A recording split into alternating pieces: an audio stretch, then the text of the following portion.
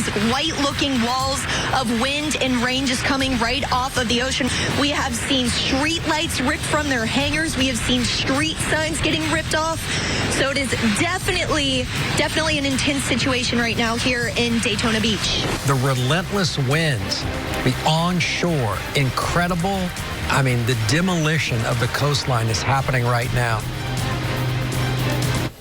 And it really is. That was just a few moments ago as we continue our coverage. Over the last few hours, we've been watching parts of our coast get slammed by the impacts of Hurricane Milton.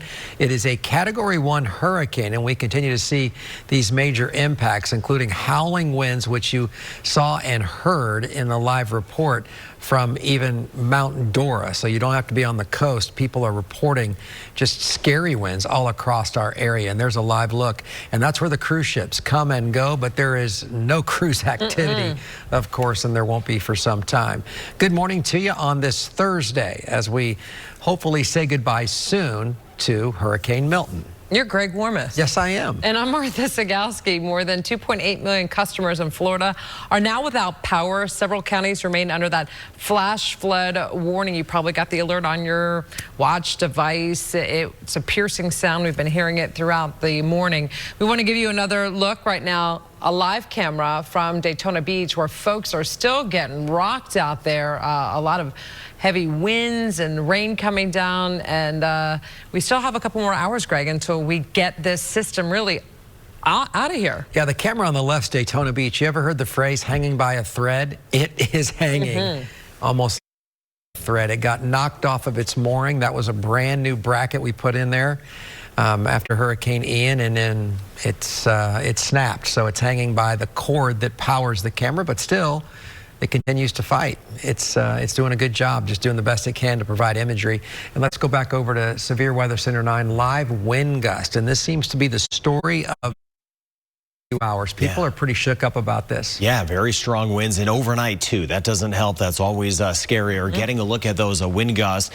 83 now. We're back up in Daytona Beach and right near 50 as we work our way into Brevard County. Now, a lot of these spots, some of the sensors have been knocked down temporarily. This 83 is going to be very similar to what we're seeing in Flagler Beach as well. So winds gusting over 80 miles per hour, parts of Flagler and Volusia. We get back through Sanford into Orlando and Kissimmee.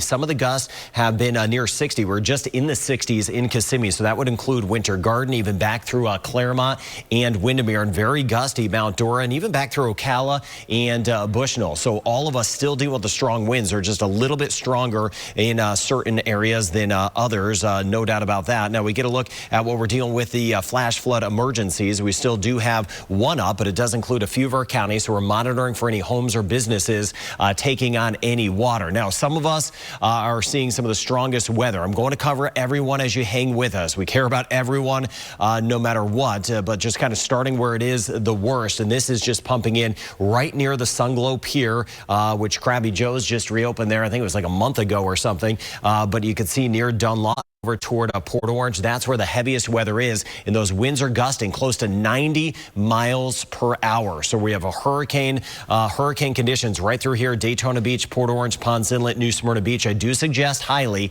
to stay away from the windows if you're in these areas because some debris could get kicked up. We could get some of the downed trees right here. This is by the Speedway, and then you get up toward Buc-ee's over Daytona Beach Shores over by the Cracked Egg. Again, a lot of those areas, a lot of folks did leave, but still there are some folks right along the immediate coast. But even on the flip side of the water, very strong stuff. And A1A, Flagler Beach, watching Palm Coast and Bunnell, same thing. Gusts 70 to 80 plus with this batch that has moved in. Now, not as much, still wet and no doubt windy. Marion, Sumter, and Lake, just not quite as heavy. It's still howling, even where some of the rain has cut off. We're getting another little batch, though, sliding through Castleberry, Winter Springs, and Altamont Springs, back into Winter Park, Maitland, and Orlando. And all of this spinning around the center. Look on your screen here if you can see it. It's right here. And if you're listening on WDBO, the right here is Port Canaveral. It is sitting basically over the Cape right now. Not really truly an eye at this point, but the center of that thing. So the wind's just kind of switching direction across central Florida. And the overall system's about 400 to 500 miles wide now. So the winds have gone down as a whole, but the wind field really expanded. And you can see some of the rain. We've had upwards of a foot of rain in parts of Volusia, Seminole, Lake, back through Sumter, and parts of Orange. That's where kind of the bullseye for some of that rain has been. There are the gusts just kind of checking in again. 83 Daytona Beach, 55 in Orlando, and lots of power outages. We're up to 76,000 now in Brevard County, 80,000 in Volusia. I'm going to get back to these shortly, those power outages, of course, and you're seeing that live look in Daytona Beach. I believe that's Daytona Beach on our screen. Now, when is this going to end? Well, 7 in the morning, the rain really starts to cut off for most of us, but still right along the coast, and then the system's going to move away. Still some areas of rain by 10, not widespread though, but as this area moves away, big wind field. It is going to stay windy today. Please use caution later today because the tree canopy is a lot weaker. There's some broken branches up above our heads. We don't need any of those falling down. So looking at the winds, to answer the question Greg and Martha were just asking, when are the winds going to start to relax? Well, this is 6 in the morning. There's your time frame, and these are the future winds still along the coast. Look at that. Even at 6 in the morning, some of the gusts at 85 miles per hour, New Smyrna Beach, 70 in Titusville, and that's why I mentioned we've got 3-4 plus hours along our coast, and even inland, you see some of the gusts around 50 at 6 in the morning as we get back through Seminole County. And then as we pull forward, as we go through the day, this is 9 o'clock, winds about 30-40 inland, but at the coast still over 50 at times at 9 o'clock. Then as we hit midday, it's going to be kind of gusty inland, but not too bad. But along our coast, still some of those gusts near 50. And you still see this 3 o'clock today along our coast. 50. That is going to be a big story later. That's why we have our reporters. We have them inland too, but also at the coast because the winds are going to stay cranked up along our coast all the way through about 3 o'clock this afternoon. And then things should start to gradually improve. Taking a look at some of the peak winds so far, right near 90 miles per hour. Orlando International earlier, we hit 86. Daytona Beach, we've hit 85 a billion times so far, and that's going to go up through Flagler County as well. Marineland, we hit 84, 78 in Melbourne, 76 in Kissimmee, 75 in the Leesburg area. So again, yeah, things are howling. You see Daytona Beach right there on your screen. Now, I know it's a little scarier at night. Everything remains on track though, and some of us have power, some of us don't. If you're going to lose power, WDBO, if you want to watch us live streaming on one of your devices, you could do so. If those have power, keep things still plugged in if you do have power in case it gets knocked out. But definitely scarier at night when things go through. A lot of trees down, tree branches down, that sort of thing. And our team of reporters, we got you covered. And if you have any questions, hit up my friends over here and they will try to get to some of those. We'll pass along some of those on TV. So we're here with you as we continue to watch Milton. Greg and Martha, you got a question? No, I've got some information to provide to our wonderful Channel 9 viewers. We're hearing now from Mount Dora spokesperson that they have had multiple road washouts. Wolf Branch Road between Niles and Round Lake, half of the road is gone, and Wolf Branch is a primary road. So they wanted us to get the information out to the viewers that this is what's happening in that area. So when morning comes, you are aware of the situation and what the roads will look like, what will be there and won't be there. And what won't be there, right? Something that will be there at first light will be the winds and the damage to Daytona Beach. And let's check in again with Channel 9 Sam Martello. She is live along the world's most famous beach. And Sam, it has been a rough morning to say the least. Hey, Greg and I mean, hours now. The rain has just been pounding. We're going to come down closer so you can get a look. You can see the bushes here, how those are just sideways almost right now. So for hours, wind, pounding wind and rain. And just taking a look out on the roadway here, you can see, you know, it's a lot darker than the last time I talked to you because a lot of the lights and a lot of the buildings' power has went out by now. So, yeah, and again, the white walls of wind and rain here. I know we've been talking this morning. I just heard Brian say, you know, some of these winds reaching more than 85 miles an hour this morning. We're getting blown around a little bit down here. Even on the roadways, I know we've talked about storm surge. Look at high tide, which we're expecting at around noon today. You can see some of the water, how that is just flowing down this road. I don't see much standing water in the roadway right now, but this is just making its way down to that storm drain, which looks to be getting blocked by some debris at the moment, which I know people are worried about. That doesn't help the water get out of the roads. I do see a car on the roadway down there. I'm hoping that's some sort of law enforcement or local. Yeah, it looks like maybe a police officer, sheriff's deputy making the way down the road.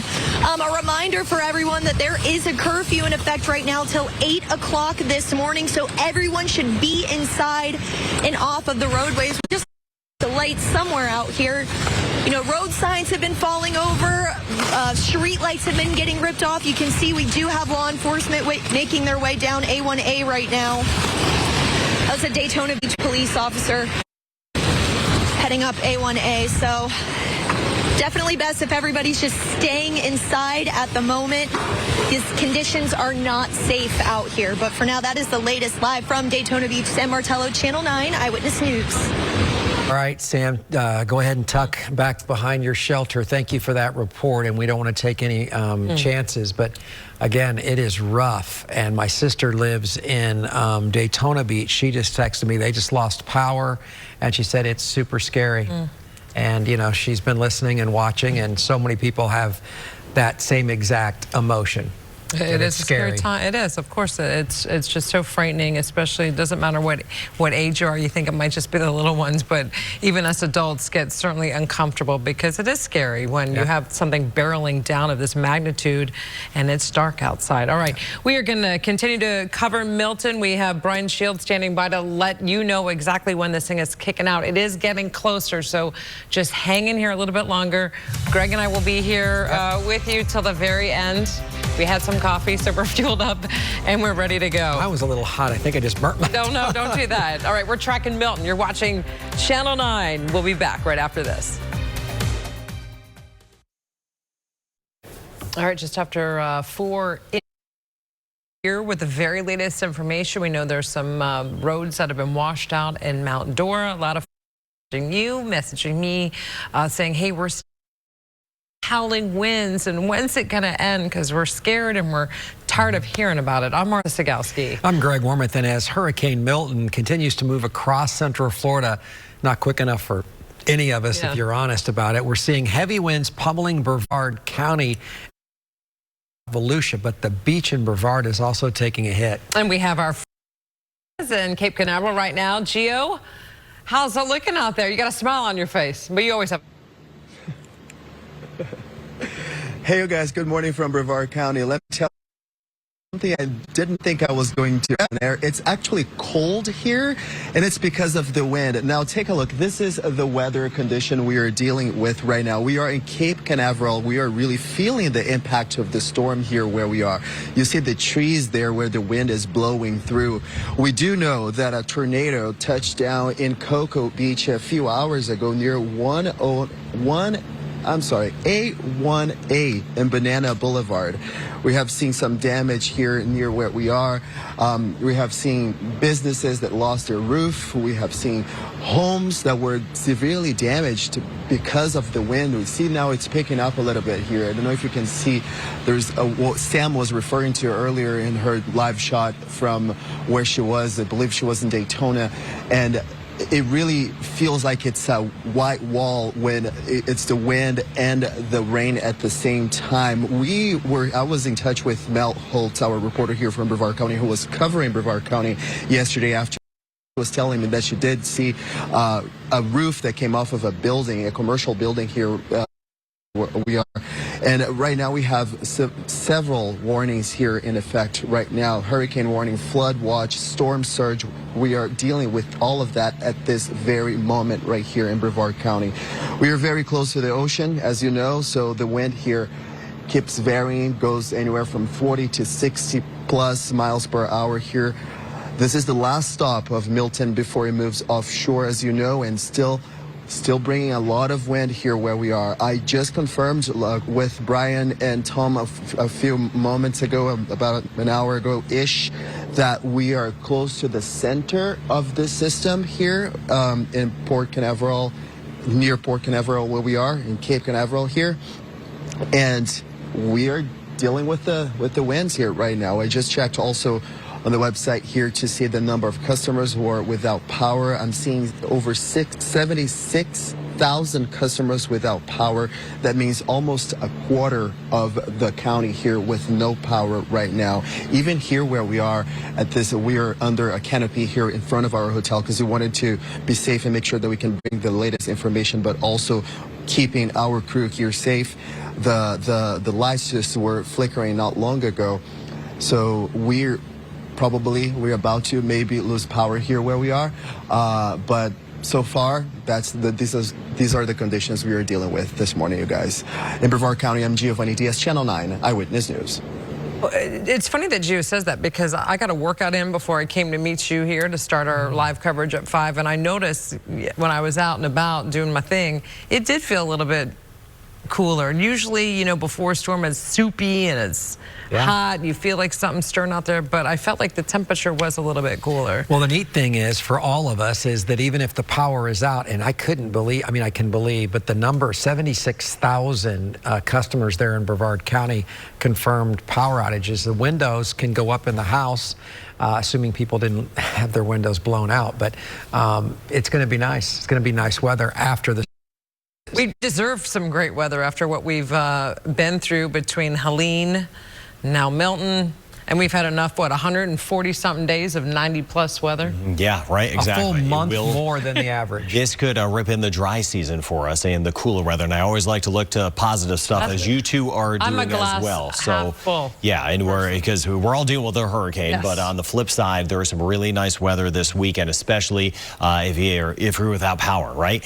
We get a look here as we work our way into Port Canaveral. This is where Gio was. A little hard to see, but this is right where the center of Milton is. After all of this we've been dealing with over the last week, the center right now is sitting right over Port Canaveral, but we swing up the coast. Let's see, we still do have the camera. It's hard to see, but just sheets. These are the flags we often show. The camera, we have no control over it right now. It's shifted around, kind of pointing to the south. Sheets of rain moving in this live look. We're going to get back to Sam shortly here safely in Daytona Beach. That's where the winds are near 90 miles per hour. You see some of the gust in Daytona Beach, 83 now. For a lot of us, coast and inland, we're getting some of our worst winds at this point. The center sitting right here, kind of where you see that marker there. You see here Marion, Sumter, Lake, Polk, parts of Orange, Osceola. Not many are working right now, but the winds here are much like we're seeing here. Look at this in Sanford right now, 70 hour wind gust, hurricane wind gust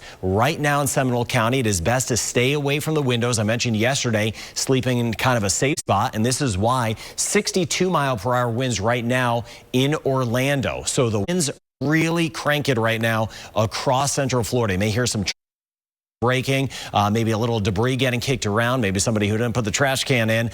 So this is why the winds are going to be with us very strong for the next 2 to 3 hours, and then very strong along the coast through at least midday. And we'll get into that ahead. But you can see here, this is some of the heaviest stuff. Flagler into Volusia right now, and this continues to pivot in, rotating in on the north side of Milton. That's where the heaviest stuff is. Ormond Beach, Holly Hill, Daytona Beach shores right on top of the Sunglow Pier. You get over toward Krabby Joe's right there, over toward the Starbucks as you jump over Dunlawton and you make your way into Port Orange. That's where some of the heaviest weather is. Here's Ponce Inlet, New Smyrna Beach here, and this is kind of working its way near the Speedway and over toward the airport, Embry-Riddle right in here, and then you get south through Samsula across 44.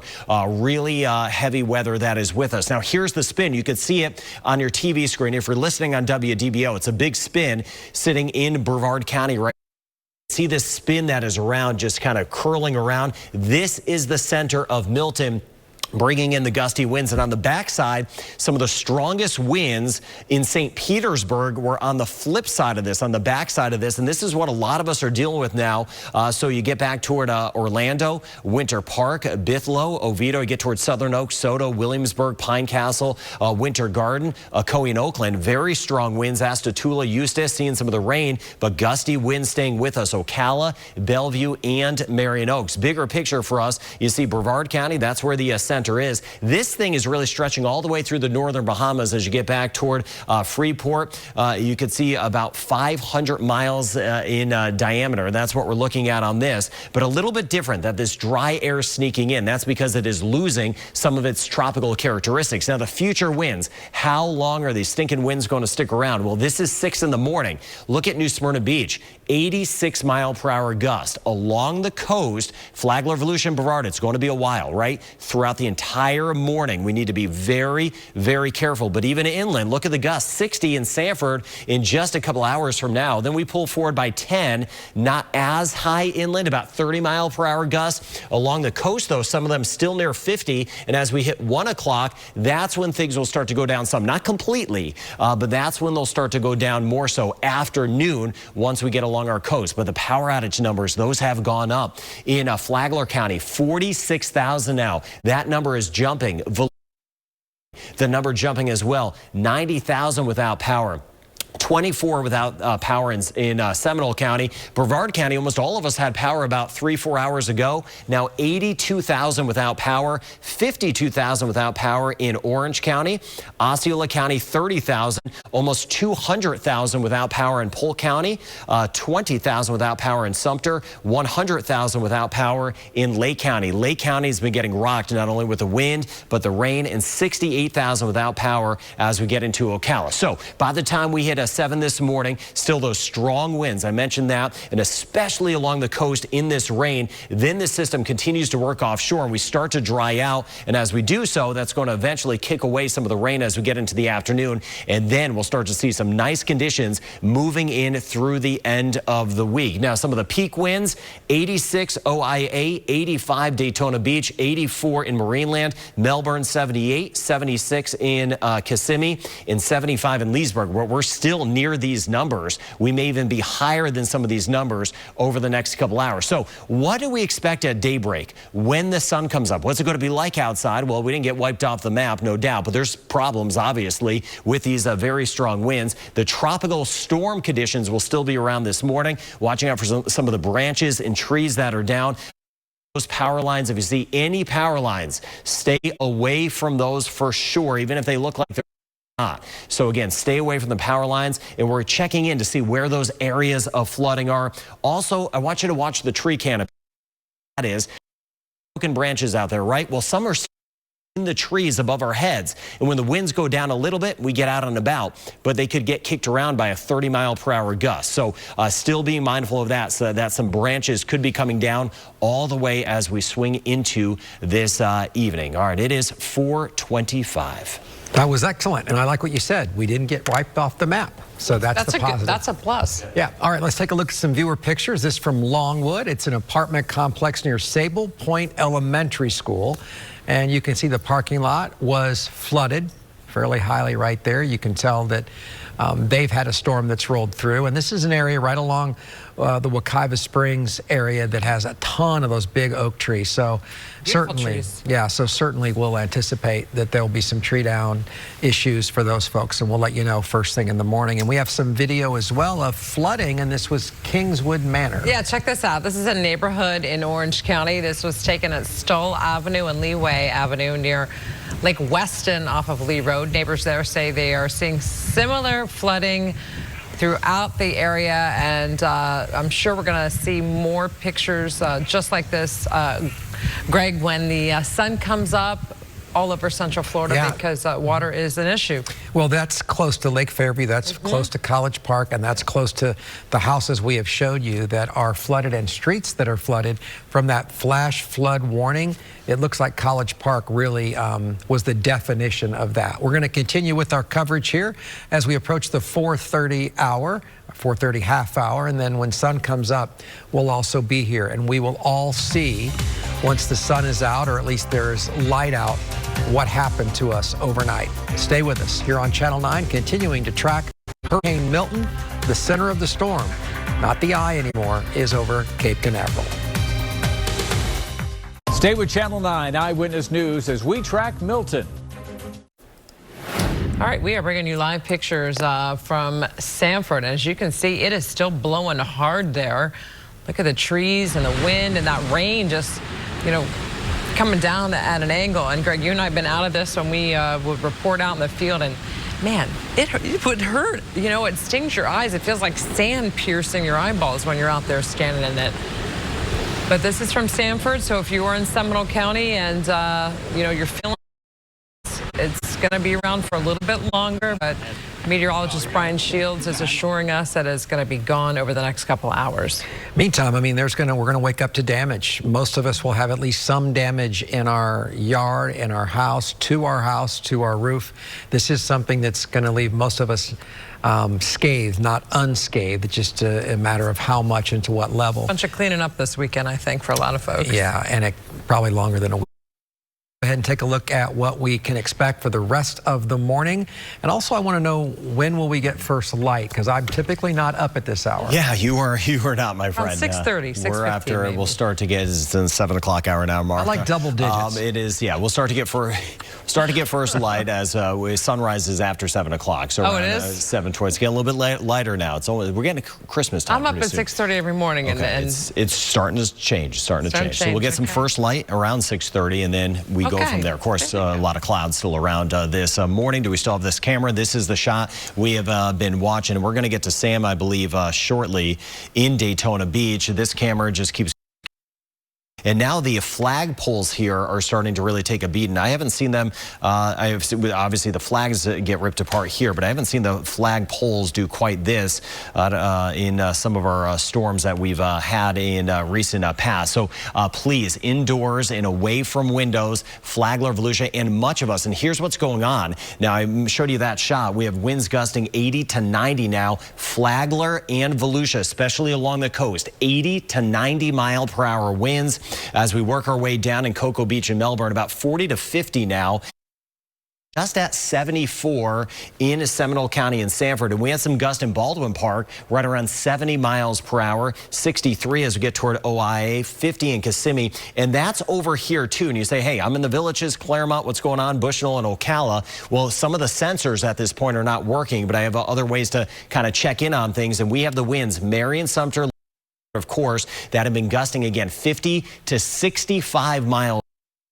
Very strong gusts. The center is sitting right offshore now. It's just moving offshore, and that's why the winds are so very strong. So even though some of the rain has stopped for some of us, the center is right with us. The northern end and then the back end seeing a lot in the way of very strong winds. And you can see what happened with this system. This was a very compact hurricane when I joined you about maybe 24 hours ago, very strong. And then what happened was the wind field expanded and the system expanded. Now it's stretching 400 to 500 miles wide. Is it as strong? No, it's not the Cat 5 of a couple days ago, no doubt. But what is happening is the wind field really expanded, and there's a front to the north, and all of that is just providing extra energy. And that's why some of us have been waking up over the last few minutes saying, hey, what's going on? The wind definitely waking a lot of folks up this morning as this hurricane continues to move away. But it's basically on top of us at this point. This is the heaviest weather, I-95, indoors and away from windows. I mentioned yesterday in the last several days, sleeping in a safe area because we have tree branches, some debris out there, some trees that are going down, and there's going to be some roof damage, especially if you have some spots. Not a lot, not widespread. This is not going to blow down homes, but if you have some areas on your home that maybe you didn't realize the roof in one part wasn't quite as strong, may rip off a few shingles or stuff like that. That will be happening. But you see the very heavy weather just pummeling the Sunglow Pier over toward Ormond Beach, Daytona Beach, Aruba condominiums as you work your way toward Daytona Beach shores, Wilbur by the Sea, Ponce Inlet as you get right back toward the lighthouse. You see this core moving in. So here we are over at the Speedway. We got Buc-ee's up here. Here's Samsula across 44 where you hit I-40. Take that over toward New Smyrna Beach and down toward Bethune Beach. There's Port Orange and Dunlawton Ave. Seeing that very heavy rain over by the Home Depot, I-95 and Dunlawton. But here's that big twist. You see it on your screen right here. And if you're listening on WDBO on 580 AM or 107.3 FM, the center is sitting right, kind of pushing offshore now, just offshore of Cape Canaveral. But even where we're not getting a ton of rain, this is really wind-driven wet weather that we're seeing. And we're getting the gusty winds, Lake Pan over towards Center Hill, Bushnell, St. Catherine. It's howling out. Hopka over toward Ocoee. And one thing to note we may be dealing with is that the winds have switched direction now. Is offshore. The winds have switched around, and that makes it easier to knock down some either fences or trees, stuff like that, because all day long, or at least for a good portion of the day yesterday, the winds were kind of going in one direction. So trees may have been going this way. Now the center has moved away, so the winds are a different direction. Then all of a sudden it's easier for things to go this way once the wind pushes it. So the change in direction may be catching a lot of or waking a lot of people up too, and it kind of changes the sounds out there that you're hearing. But Reddick, 75, it is wet, it is very windy, and these winds inland the strongest over the next 2 to 3 hours, but at the coast about the next 5 to 8 hours right through midday we'll be dealing with that. But you can see again, here's that spin right there. Some of those feeder bands that were even tornadic are over here that dropped all those tornadoes earlier in South Florida and close to us here in Central Florida. There were 126 tornado warnings across the state, Central and South Florida today, or yesterday rather, and that is the most on record in the state of Florida. 126 tornado warnings. I believe the record is 134 for the United States. So we're coming in second in the U.S. for that. You don't want to be on that list at all. And that's rivaling 134 was the 2011 tornado outbreak back in Alabama back in April of 2011. So the second most tornado warnings in a single day was issued yesterday in the state of Florida. And that was us here in Central and South Florida. Now the winds, this is 7 in the morning, and you can see them still at the coast. Huge issue. And we're also watching not just the freshwater flooding with the rain, but of course everything backing up along the coast. We've had a lot of restoration along our coast with the beaches. We are monitoring that. We'll get out there safely afterward to see what happened or hopefully didn't happen. We are seeing that coastal flooding, but you see the wind still at 7, near 70 in Daytona Beach, 86 in New Smyrna Beach, to give you an idea, because the center is not going to be far away in a couple hours, and we still get that onshore flow, and that's why we're going to deal with that coastal flooding. Inland at 7, still some of the winds in Orlando near 50. These are not sustained. These are the gusts. And then by the time we hit 10 o'clock, it gradually relaxes inland, but at the coast, we're going to have some of those winds still near 50, and then pulling forward further by 1 o'clock. That's when things subside, but be mindful of some of those tree branches out there in the tree canopy, because we could have some issues with some of the extra trees that are above our heads, or branches rather, that are kind of stuck in the trees that are broken. They may still be falling even into later today. So things, be careful walking under trees, not just today, but over the next couple days. Let's get an update on some of the power outages. Generally holding, it looks like we're at 100,000 in Lake County now. That has gone up, and that's what I was mentioning. For us in Lake County, Astatula, Eustis, Tavares, Okahumpka, Howey in the Hills, Claremont, right by beautiful Victory Point. The winds are really gusty, so the power outages have gone up. We're still sitting at about 82,000 now in Titusville. 62,000 as we work our way into Orange County, 24,000 in Seminole, 92,000 in Volusia. So it's really shot up in Brevard, Volusia, and the Lake. We're still holding around 200,000 without power in Polk, but these numbers have been going up. Marion watching over toward Flagler. So again, watching out for those power outages. Now we're going to continue to monitor the winds. I want to do one more check before I jump off to get some new information for you. Let's get a look at some of the latest wind gusts. Again, some of these sensors are not even working at this point. Latest wind gusts still running in the 80s along our north. There's the center of this thing, but you see that change in direction of winds. A lot of us coming down out of the north, and then as you get around the center of it, coming more out of the west. Our way back into Brevard County over toward Melbourne, Palm Bay, and Eau Gallie. So it is busy, and we're just a couple hours away from first light here, and we'll monitor to see what we've got and what has happened out there. But our reporters are out there getting some fresh information, so we want to get to that. And I can see Greg and Martha right here. They are working hard, gathering some new info for us to pass along. And thank you for your trust as we go through these storms. Always scary at nighttime. It is 4:40. I was just actually watching one of my cameras as my fence got blown over. Oh, yeah. Yeah, So, not yeah, good. Yeah, I mean, you know, whatever. It's all relative. We all have something, and we'll have to help those who have the worst stuff, you know, and there's a lot of people with bad stuff. Yeah, I had an 11-year-old just call me and say he was scared because the wind is howling, and we said it'd be okay, and he wrapped himself with a blanket, and he's watching us on TV. He's right good. now. Hi there. Hi, Wilder. All right, Channel 9 anchor Alex Walker has been providing updates for us as we continue to track Hurricane Milton. Yeah, he's joining us live right now in Studio C with his... What do you got, Alex? Hi to Wilder as well, by the way.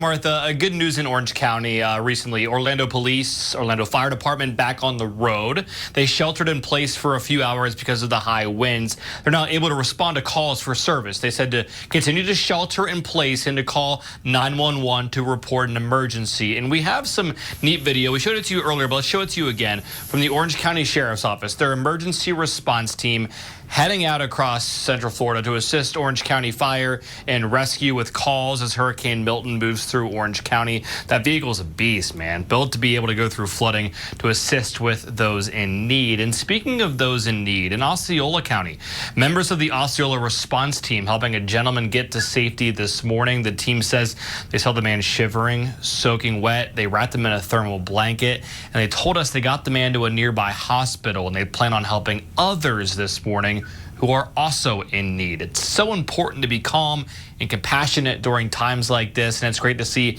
members of our community response teams lend a helping hand to those around them. Greg and Martha, send it back to you. Good stuff right there, Alex. Thanks so much for that. All right, this is video from the city of DeLand of a transformer blowing away from the camera. City officials urging everyone stay inside. Emergency personnel have been ordered to stay off the roads at this point due to the, look at that, due to the high winds. That's like a light show. Those It transformers, is. that's in each of our neighborhoods, most of us have something similar that pumps the power through and basically is the relay. And they don't like hurricanes. They don't like this sort of thing, and it gets a short, and then they have plenty of this equipment, though, sitting on the sidelines. The problem is getting it out there is going to take some time because you can't go out with the trucks until it's safe for those electrical line workers, both men and women. It's not just linemen anymore. I hate to just say linemen because I did look it up, and there's been a nice surge, pardon that pun, in line women Well done, participating. Gregory. I didn't mean to. Well, it was not good. At this hour, he's got it going on. Yeah. That was good. Well, let's take a look at another piece of video. This is a picture sent to us from a friend of ours down in Bartow. And this was someone wanting to get in, maybe get out of the weather, and that's an alligator. How'd you like to have that knock on your door? I think I would leave that there. I would maybe rather have that, though, than have 94-mile-per-hour winds. So if I had to pick the two. I think you're right there. Yeah. All right. Anyway, those are just some of the images that we've been collecting here at Channel 9. And as Hurricane Milton begins to make impacts, we want to see your pics. Of course, be safe. Never go outside into the storm. Maybe you can shoot the pictures through your window, or if you've got, one of those doorbell cameras, just take a clip and send it to us. The QR code there on your screen may be the easiest way. You can go to WFTV.com/share your pics. You can also go to my social media pages, and you can send that out as well. All right, we have a live picture looking over Sanford right now in Seminole County. I'm getting some text messages from some folks up there that I know that say it is windy up there, it is gusty, and they can't wait for Milton to get on out of here. We've got you covered. We're going to be here. See through this as that storm is making its way and kicking out from Central Florida. We'll be right back. All right, it is almost 5 a.m. on this Thursday, and what we are getting, you and I, back and forth, we always are getting a viewer. We love our viewers. We love interacting with them on our social media platforms, but they are asking us, hey, we're here in this city, we're in this county, when's it going to end? And I just had a nice woman, Libby, message me, and she says, I'm in a COE, it's so strong, I'm so scared, the winds are so strong. Please ask Brian, when's it out of here? And he just said, 2 to 3 hours. So we're getting there. Yeah, again, we've got some breaking news as well, and this is difficult to report. We talked about this yesterday in our coverage. We knew that people were killed in the tornadic activity, and when we thought about this hurricane, we thought, okay, the Gulf Coast, and then it would come across. Well, this was outside of the cone. First responders, and this video just into us, and these are some elderly folks. They are in South Florida, and they are responding to multiple fatalities after this tornado outbreak. About 200 first responders are in St. Lucie County right now, and they are at the scene searching for survivors. Spanish Lakes Country Club, they say hundreds of homes in this retirement community were destroyed.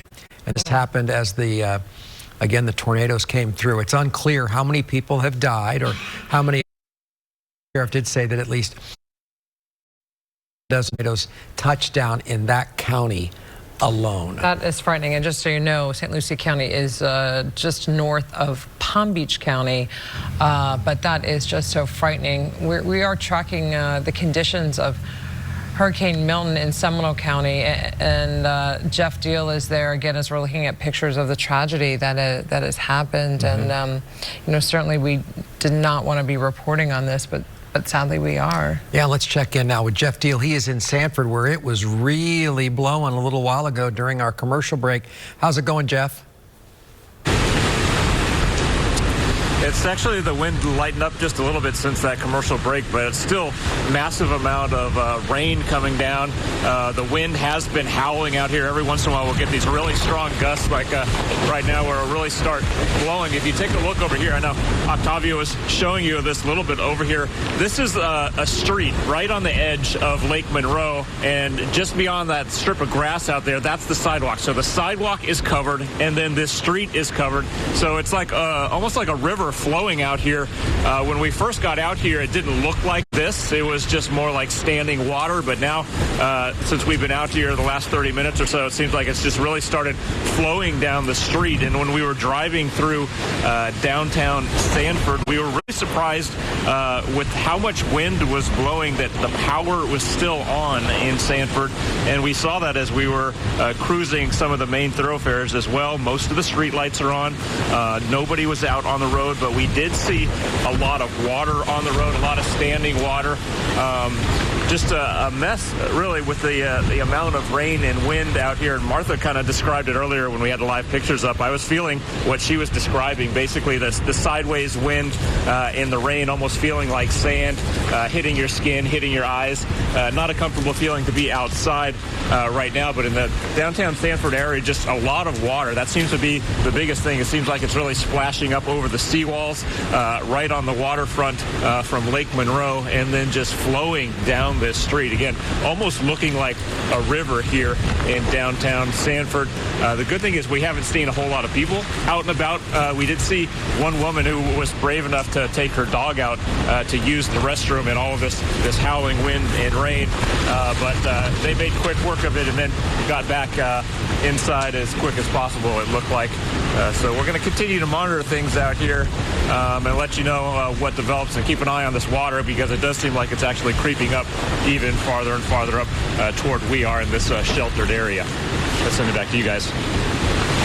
And that's the thing about that river and that water that's along there in Sanford, because of the way the wind is blowing, and that is one of the only rivers in the world that flows from south to north. I think the other one is the Nile River. Yes. And so it's an interesting problem for us because of the way the wind is blowing, the river's trying to flow. It does actually grow and has a river surge. We talk about storm surge, lake surge, and there's river surge there. And we just saw it. All right, Brian, we're going to turn things over to you now with the very latest, as so many folks here are getting antsy for the sun to come out so that they can go see what the damage is, and ready to kick this thing out of here. And this thing's just going to go off the coast, dissipate. That's what I wanted to show. I want to try to find some good news out of this, but I want to show you also what's going on right now. This thing is moving, and that is the good thing.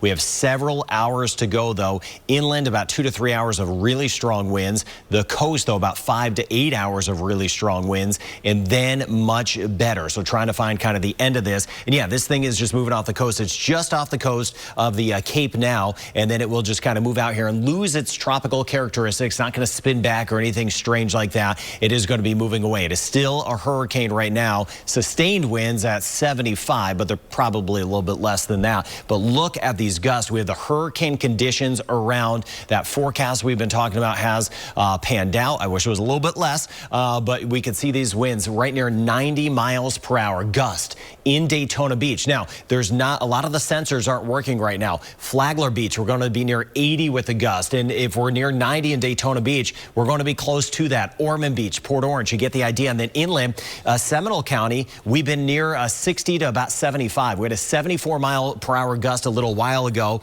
Now we have those gusts around 67, 60 63 in Orlando, Baldwin Park, Maitland, the Dominic area, Winter Park by the Pines, Winter Park High School. Some of the gusts over 60 miles per hour. And you can see back through Kissimmee over towards Celebration and Artisan Park, some of the gusts near 60. And that includes us in Marion, Sumter, and Lake, right? It's howling. Astatula, Sorrento, Tavares, over toward Claremont, Bushnell, and the villages. We have really strong winds. The center is basically right here. It is right here. So again, on the back side and north side, that's where a lot of the stronger winds are in this. It's not a typical system because it's kind of changing its characteristic on top of us. It's getting tied into a cold front, so it acts a little bit differently. We have some dry air sneaking in, and on the backside where the winds usually aren't as bad, they've been a little stronger, and you see that wind field in this whole system has really expanded, stretching almost 500 miles. It was a really compact hurricane and super strong a couple days ago. Now it's not as strong, but the wind field has expanded, and that's why it's kind of a long duration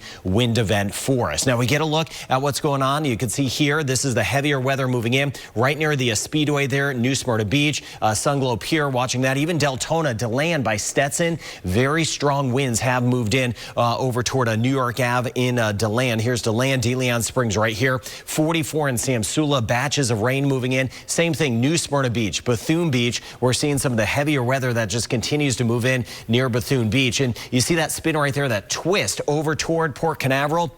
That twist right there, that is the center of this hurricane. With that said, that means a change in wind directions as it passes by. So a lot of us coming out of the north, and you saw where Jeff was, well, you get a change in wind directions. Maybe the water wasn't coming at you earlier today, but now it may be piling up in different locations because we're seeing things kind of twisting in a different direction. There's the heavier rain, Eustis and Astatula back through Winter Garden by Plant Street. Again, we're going to see that surging in, so heads up, Nick. We have a reporter there.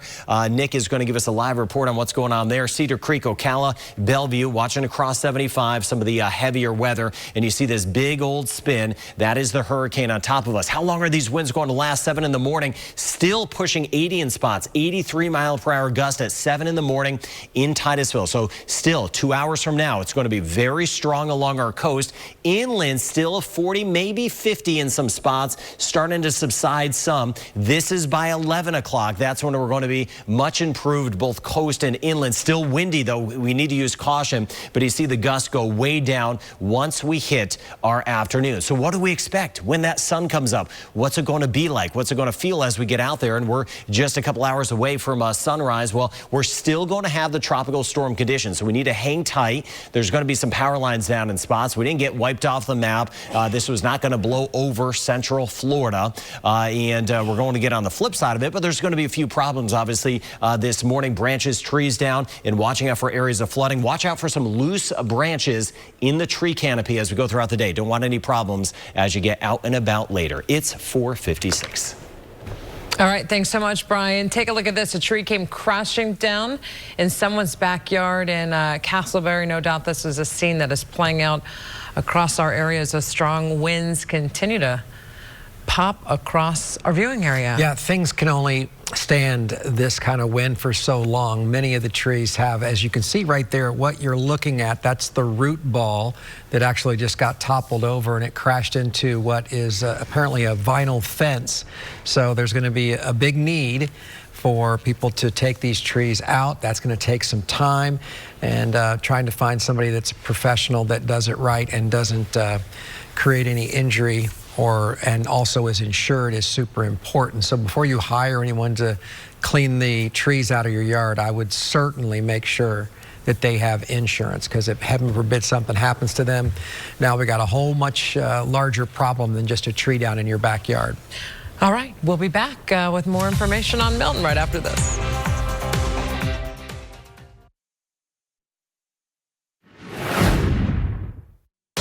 For a lot of us, coast and inland, we're getting some of our worst winds at this point. For hours, wind, pounding wind, and rain. And just taking a look out on the roadway here, you can see, you know, it's a lot darker than the last time I talked to you because a lot of the lights and a lot of the buildings' power has went out by now. some damage here near where we are. We have seen businesses that lost their roof. We have seen homes that were severely damaged because of the wind. You could hear it. It's like it's howling. As someone who's been through snowstorms before, it's got that eerie howling sound. It does sound like that.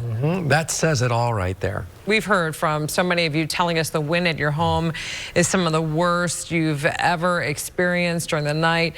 We've hit peak winds at Orlando International Airport of 86 miles per hour. Good morning to you. I'm Martha Sigalski. And I'm Greg Wormuth. It is now 5:02, so we're getting closer to not only the end of this event, but for the first time we'll be able to see more clearly what has happened overnight. This morning, at least 3 million customers are without power, and that is throughout Florida. We have 50,000 linemen that are staged, ready to go to get the lights back on. That will take some time. We want to give you a live look now at Daytona Beach. This is our camera that's trying to hang in there. The bracket is broken again. This was the camera that was blown out during Ian, but it just takes a licking and keeps on ticking, just like Timex. And you can see the flags are no longer on those flag poles. They have been ripped to shreds, much like the rooftop of the Tropicana field.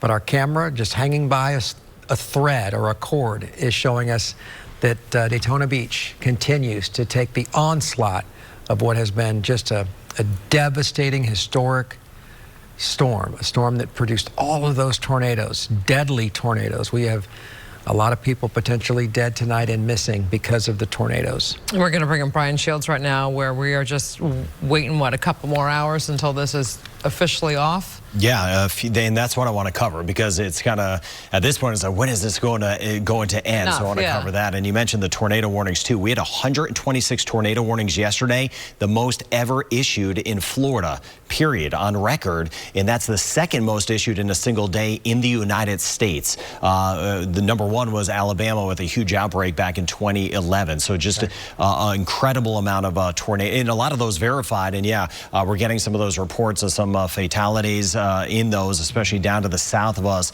Unfortunately, that number seems to, one fatality, by the way, is significant, but it seems to be a good, higher number than that in all the bad sense of the term. You know exactly what I'm talking about. All right, we'll cover that ahead. Let's get right to the winds. The winds right now are worse for a lot of us than they have been throughout this entire system. A lot of power is going out right now. Seminole, Orange, parts of Osceola, and you see here, Marion Sumter Lake, some of the sensors right now are not working, but we can extrapolate, and I've been looking at some of the winds on some other kind of sensors we have behind the scenes. They're 50 to 60 throughout much of Marion Sumter and Lake down through Polk. 71 now in Sanford. We just hit 71 in Orlando and 56 in Kissimmee for the gust. 83 in Daytona Beach. Same thing as we get toward Flagler Beach, Beverly Beach, Ormond Beach, New Smyrna Beach. The wind 70 to about 90 miles per hour for those gusts. And then the wind switching around more at about 40 miles per hour in Brevard with the offshore flow, because the center is sitting here, so the offshore flow.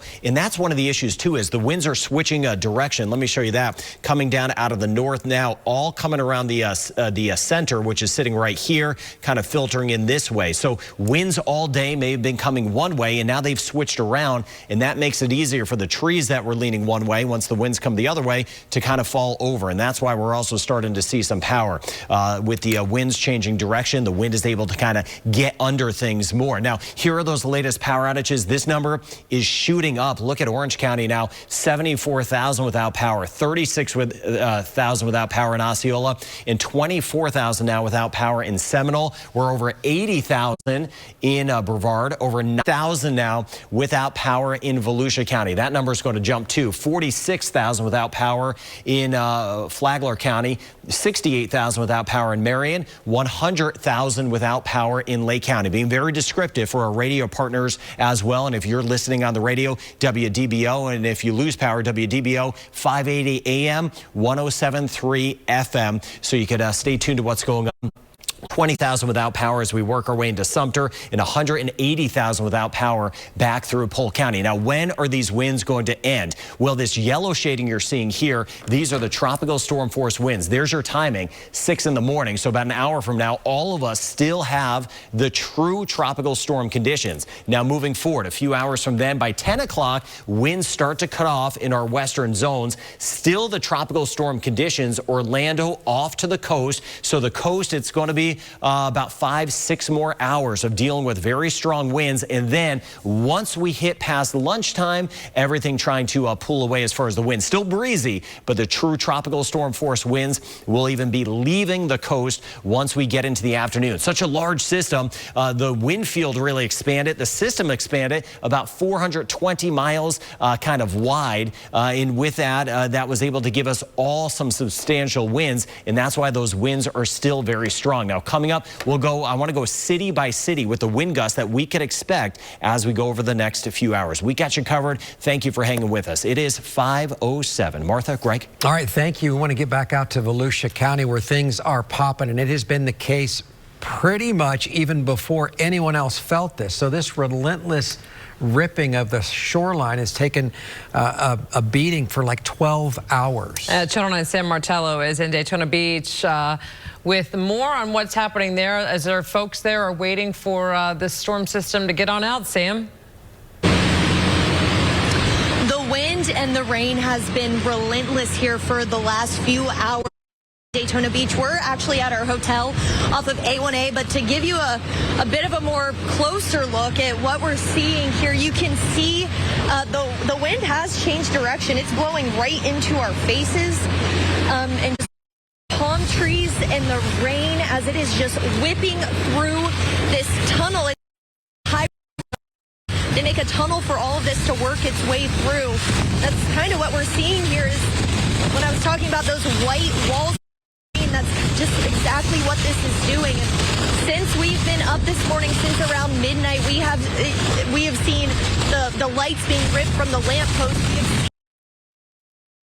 Ripped down. Things are a lot of around here, and that is why Volusia County has put that time placement in place, that curfew to not be out on the roadways from 8 p.m. last night to 8 a.m. this morning, because it's simply just it's not safe to be outside of your homes at this time. So hopefully everyone is hunkering down here in Daytona Beach and the Volusia County area as this tries to make its way through. And I do want to show you the roadways here. You can see how the water is down through this road. We're not seeing much standing water, but we are seeing it funnel down to the storm drains. Debris is kind of starting to block those storm drains, so hope that doesn't back up the water too much here. So again, that curfew is in place this morning until 8 o'clock. If it is extended, of course, I'm going to let you know. But for now, in Daytona Beach, Sam Martello, back to you. All right, Sam, the one thing we can tell you that even if the curfew was lifted, the bridges have to be inspected. All bridges in Florida that have been impacted by the storm, according to the Florida Department of Transportation today, will have to pass an inspection. So it isn't like, okay, let's go back over the bridge. Those bridges are problematic areas that could be on the roads. We want to check in now downtown Orlando, where George Estevez has been throughout these early morning hours. And we go to you one time, George, and it's smooth sailing, and then we go back to you the next time, and you're getting, you had a minor issue falling, I think. Yeah, that was about an hour and a half ago when a light was coming down, so I went to grab the light. But I just want to say something to you right now. I think I actually just lost IFB, but I can keep talking. I'm going to talk for the next 2 minutes. We have some video to show you, but here's the thing. So we're in downtown Orlando on Livingston Street, right? So Livingston Street is west of I-4. And there's one coming right now. The gusts have been coming the hardest they've been all morning. I want to tell you that Brian Shields just mentioned that some areas are losing power. We've seen transformers blow now in the past 10 minutes than we've seen all night. He also talked about some areas in Seminole and Orange County. Well, that's where we are. The winds are the worst right now. And I remember Chief Meteorologist Tom Terry talking about the fact that the back half of the storm, that's when the wind's going to kick in. It's not going to be rain, and it's going to be wind. And that's exactly what's happening right now. Exactly what they said in Severe Weather Center 9 is what's happening now. The wind, it is whipping. Hats are flying off, and things, or the table that another crew had set up kind of flew across the lobby. And I want to show you this video. I can't hear if we have it, but LeVar, if we have it, they can tell you because you have IFB. This video, it's Lake Maitland. It's out of Winter Park. This is video of Lake Maitland lapping up on someone's backyard. So that's the reality of what this person, Steve Brown, sent us this video. And I asked him to describe how he would describe the night. He basically said this: the intensity has been the highest ever. I can't imagine being on the coast. We're taking it directly across the lake. So that's how he describes the night. That's how he describes this morning. And you saw all that rain, all that lake water lapping up on his back as if it were a river. So that's just kind of one visual here. Back out here live, not so much rain. Transformers are blowing, like we said, so we can see how the here are going to continue to increase. I'm actually going to head inside and take some shelter until I see you possibly in the next hour. I can't hear what you're saying because my battery died, but back to you guys. Thanks so much. Once again, you can hear, and he has a little issue too with the building. So, you know, the way the wind will shoot through, because downtown, you know, there's a lot more buildings than in most rural areas. All right, we're going to continue our coverage of this hurricane. We're getting closer and closer to being able to see better. But right now, it is still tough going for a lot of people in Central Florida. And we'll go county by county, and we'll take a look around, and we'll talk also with Brian Shields some more. All of that and more as we continue tracking Milton, as we hope it exits Florida soon, but it's going to be several more hours, folks. All right, welcome back. We are now quickly approaching it's 5:15. Yeah, it is. We're there. The sun will be up soon. We'll get to take a look around, but meantime, we are still going through what has been an historic, and, you know, sometimes we are not exactly right on with this, but the technology is so much better that this storm is living up to the expectation. And when the sun comes up, the devastation that we're going to see from the west coast of Florida to here in Central Florida. In South Florida. Yeah, South Florida. We've had deaths in South Florida. So we're waiting. We're anxiously waiting for the sun to rise so that we can see what is happening. And we know we've been getting so many messages on our social media, folks who are like, hey, when are these winds going to end? You know, we talked about Charlie. Charlie was in and out. This storm just, the winds that are sustained at 70, 80 miles an hour, that's what people are scared about, and then being in the middle of the night. Let's head on over to Brian Shields. And Brian, we were talking about that in the break about Hurricane Charlie. We're going to go to Brian in just a second, but we'll talk about Hurricane Charlie, because that storm, I remember we announced the storm was coming at about 5 o'clock that night, and I was in my truck heading home with a big, huge dent from a tree from the parking lot by midnight. So that's not the case here. It was quick. Giovanni Diaz, that's where we're going to go, to Cocoa Beach. And Gio, how is it now shaping up where you are? Hey, you guys. Yeah, you were saying that we are waiting to see the sun rise so we can actually visualize the damage. But for this damage I'm about to show you, you don't even need that, because I want you to take a walk with me. Come with me here. Look at this building. This is a Supercuts. This is the place where our Mel Holtz was yesterday that I was telling you about when you last saw me about 45 minutes ago, where a tornado touched down here. We are just south of State Road 520 right now on A1A here. This is a mall, like a plaza area called Banana River Center in Cocoa Beach. Now, if you take a look here, and this is the kind of damage that we never want to see, but like the pieces of the glass all here on the ground. If you go in here, Carl, if you want to take a look here, you can see the roof caved in, and you can see the pieces of what's left of this place here absolutely destroyed here. It's so sad to see. And this is not the only store that was damaged here because of this tornado that touched down this area yesterday. With me here, I can show you. And the damage just keeps going. Carl is showing you here, our photographer here is showing you. Where he's showing you right now, there was a window here. There was a huge piece of glass here, and it's now gone. And if you look inside, this is the Florida Eye Associates, and all of those frames of glasses over there, all scattered throughout here, the ground. It's so sad to see what is left of this place here. I'm just looking to I don't know, there was pieces of furniture down there. You can see that. And every now and then when we move around here, we hear loud noises, and what it feels like is, like Martha and you, Greg, have been saying all morning, that it just feels so eerie and so, I don't even know how to explain to you. It's just so sad to see what the damage that was caused by tornado that touched down this area yesterday. Now, pieces of the roof are scattered all throughout this plaza here. You can see here, there's a big chunk of it right here. There is also, across the street, there are also pieces that keep moving as we walk around here. The wind continues to blow. We're talking about 40 to 60 mile per hour wind gusts coming through this area here. The rain has stopped. It hasn't rained for quite a bit now. Across the street, there are pieces of the roof that also flew by here, this area. I don't know if you'll be able to see because it's very dark. Now, we do know that across the street, there are several businesses, and there's an apartment complex here, and they also have no power. I just checked on the website here to see how many customers are without power right now. It's about 82 to 83,000 customers without power at this time here in Brevard County. And that number, as Brian mentioned earlier, continues to climb because, again, the wind continues to blow here in this area. And we are probably going to see even more of the damage here. But this is what we're seeing here right now, really an eerie visual this morning here in Brevard County, you guys. In Brevard County, I'm Giovanni Diaz, Channel 9 Eyewitness News. Greg, Martha. Powerful video there to see the power of this storm. Yeah, we were tracking that tornado, and then Mel Holt was very close by. She was there right after it happened, talked to folks, left because it was getting dark, and there were a lot of items, that sort of thing.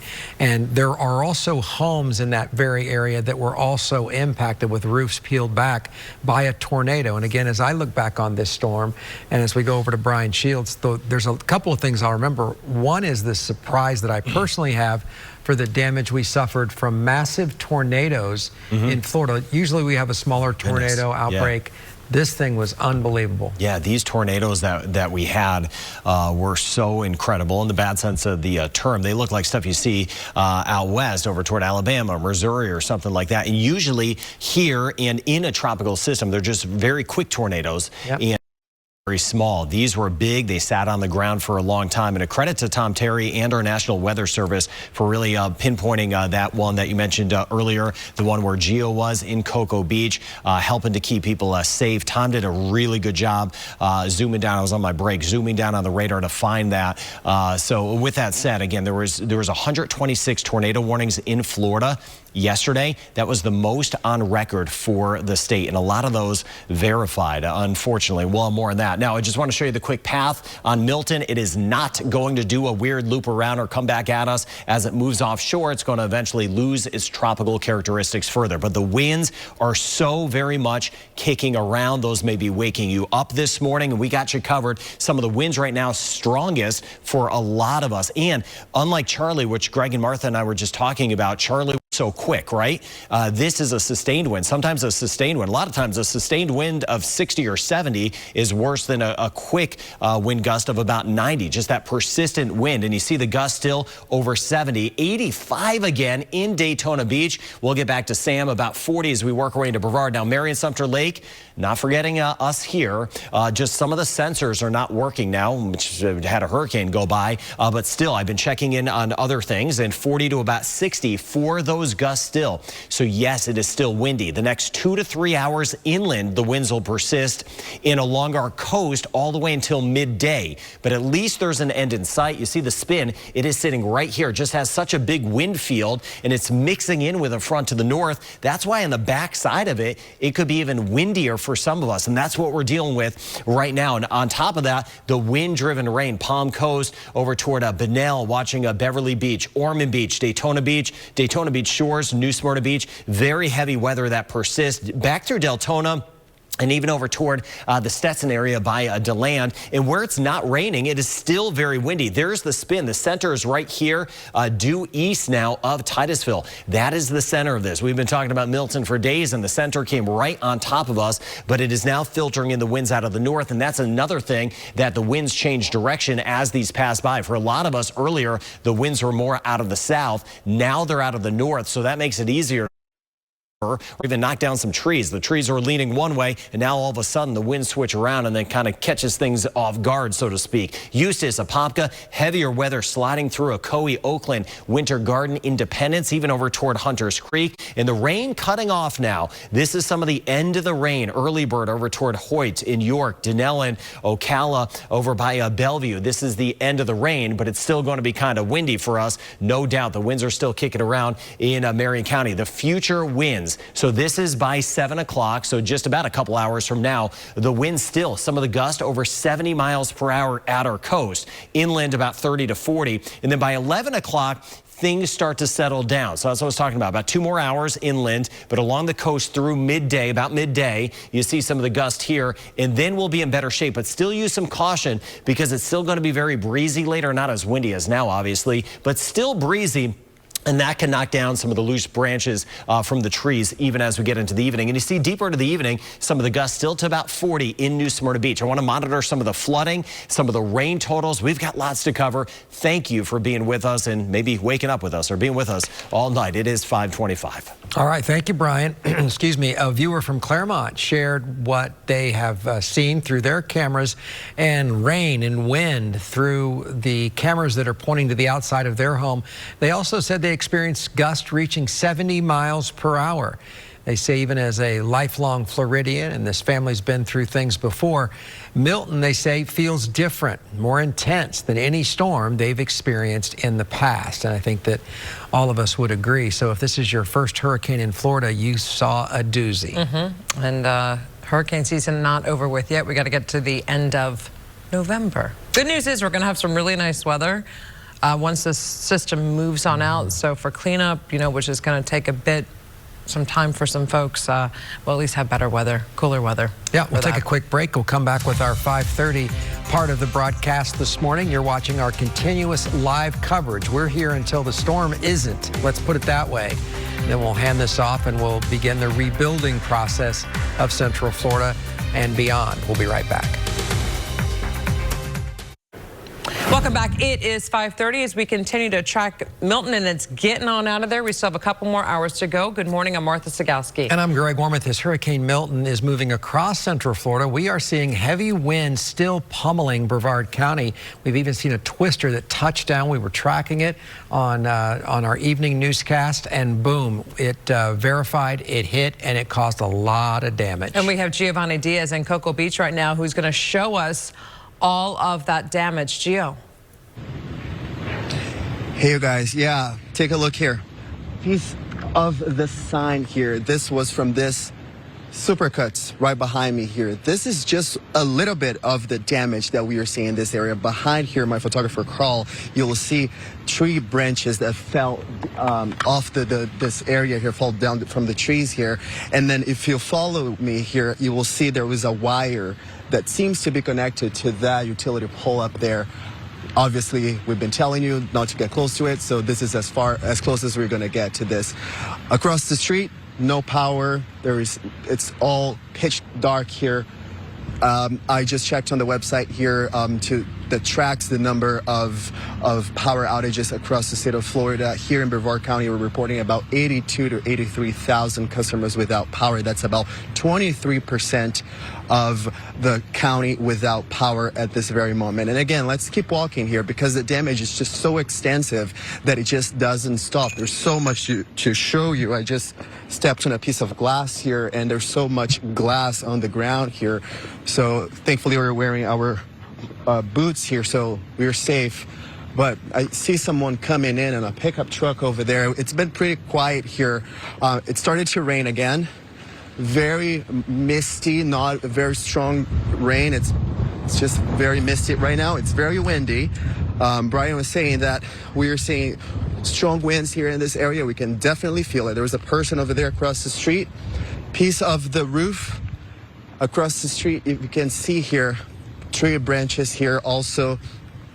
We are in Cocoa Beach. I told you this is called the Banana River Center. There are several stores here. If we keep following this way, still lots of glass here on the ground. I'm looking around here to see if I see any more pieces of the roof, because the roof here literally flew all over the place. And I was talking to Mel earlier. She was giving me the latest on what she was able to find yesterday, and she said that she confirmed with me that this area was indeed touched by a tornado yesterday. See here another store that lost this window, completely gone here. All pieces of shattered glass on the ground. Once again, we're seeing the wind, and here we go. Here's the rain again. The white walls with rain and wind gusts just blowing through this area here. Another piece of, I have no idea what this is. It looks like a piece of wood, but also, no, this is metal for sure. It came down. Oh, you see that? I just heard a loud noise here. I don't know if you guys were able to hear that, but it's when the wind blows here, pieces of what's left of the roof keep moving around. So it's just very eerie, like Martha, you were saying earlier. It really is devastating to see what we see here. I'm seeing here more pieces of the trees that fell down here from this tornado yesterday. And I'm not sure what kind of store this is. It looks like a hair salon. Oh, maybe this is what the other side of Supercuts. Yeah, Carl just confirmed here with me. Yes, you guys, this is what we are dealing with right now here in Brevard County. You can see here the misty rain coming down, and more pieces of the trees that fell down yesterday here. This is the damage. This is what we're seeing, and like we were saying earlier, we were waiting to see the sun rise and kind of have a better picture and visualize how impactful this was here for this community. But we don't even need that, because right now we can already tell you that it really was very damaging here for this community in Brevard County, you guys. In Brevard County, I'm Giovanni Diaz, Channel 9 Eyewitness News. Again, that was a tornado.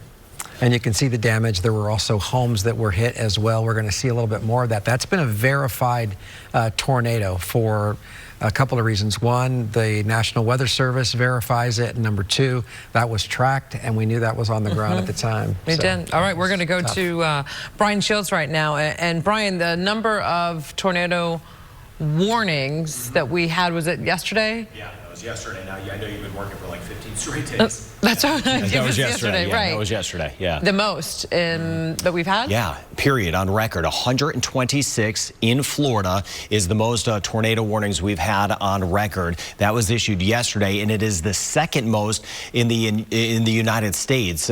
First was in 2011, back in Alabama. A huge tornado outbreak back there. They had 134 tornado warnings that day. We had 126 in Florida yesterday, and unfortunately, a lot of those verified, like what we saw with Gio, and Tom did an excellent job. He was tracking that. I was watching him. I was on my break, and he picked up on that cell that was moving in right over toward Cocoa Beach. And we're thinking of those homes and those who have businesses that have to come to kind of that reality this morning. All right, we get a look at those wind gusts, and they are howling. 84 again in Daytona Beach, about 40 to 50 in parts of Brevard. This 84 is very similar to Flagler. Some of our sensors right now are not working. We just had a hurricane move by, but you see in Seminole, Orange, and Osceola, the gusts still anywhere between 50, close to 70 miles per hour. And we've been seeing a lot of that too. It's starting to go down some in parts of Marion. Still windy though. Marion, Sumter, and Lake, still some of the gusts around 50 miles per hour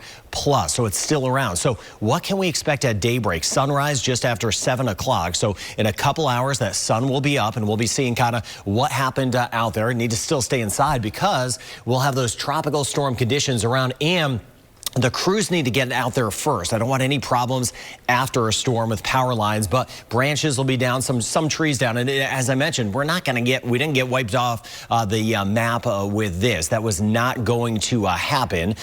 We go through hurricanes, and we did and still are.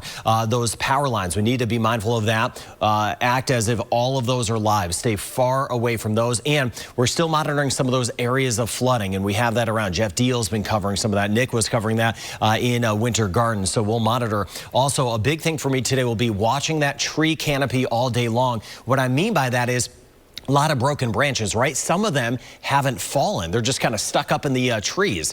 So even with a lighter wind later today, some of those could be knocked down. So be mindful really over the next several days. Watch the trees, those big old oaks. There'll still be some branches that will be falling. Now, as far as those power outages go, this number really shot up over the last 2 to 3 hours. Orange County, for example, 86,000 without power, 84,000 without power in Titusville. I was on TV, I think about midnight. And at that point, we had about 4,000 to 5,000 without power in Brevard. And then that number really shot up, almost 100,000 without power in Volusia and in Lake. So just giving you a feel, a lot of folks now are waking up without power. Now, as far as the winds are concerned, when the heck are they going to end? Well, this is just a couple hours from now. Still the very strong winds along our coast. All of us have the tropical storm winds, but along our coast, some of those gusts are going to be 50 to about 60. By the time we hit 11 o'clock, things will start to subside inland. 11 this morning, though, still our coastal sections. We're going to be dealing with some of the tropical storm winds. So tropical storm winds along our coast through about lunchtime, and then everything will be starting to leave. I always like to find kind of the good news when this thing will be getting out of here. But such a broad system doesn't even look like a hurricane at this point. That's because it's getting tied into a front. This isn't going to spin back toward us or anything like this. It is going to be working away. But look at the wind-driven rain now. Rain is cutting off. This is the back end of it in Marion County, but very heavy and windy. Flagler, Volusia, over toward Orange City, Lake Catherine, Cascia, and a lot of the dirt roads through here. We've got a lot of dirt roads in some of our rural areas.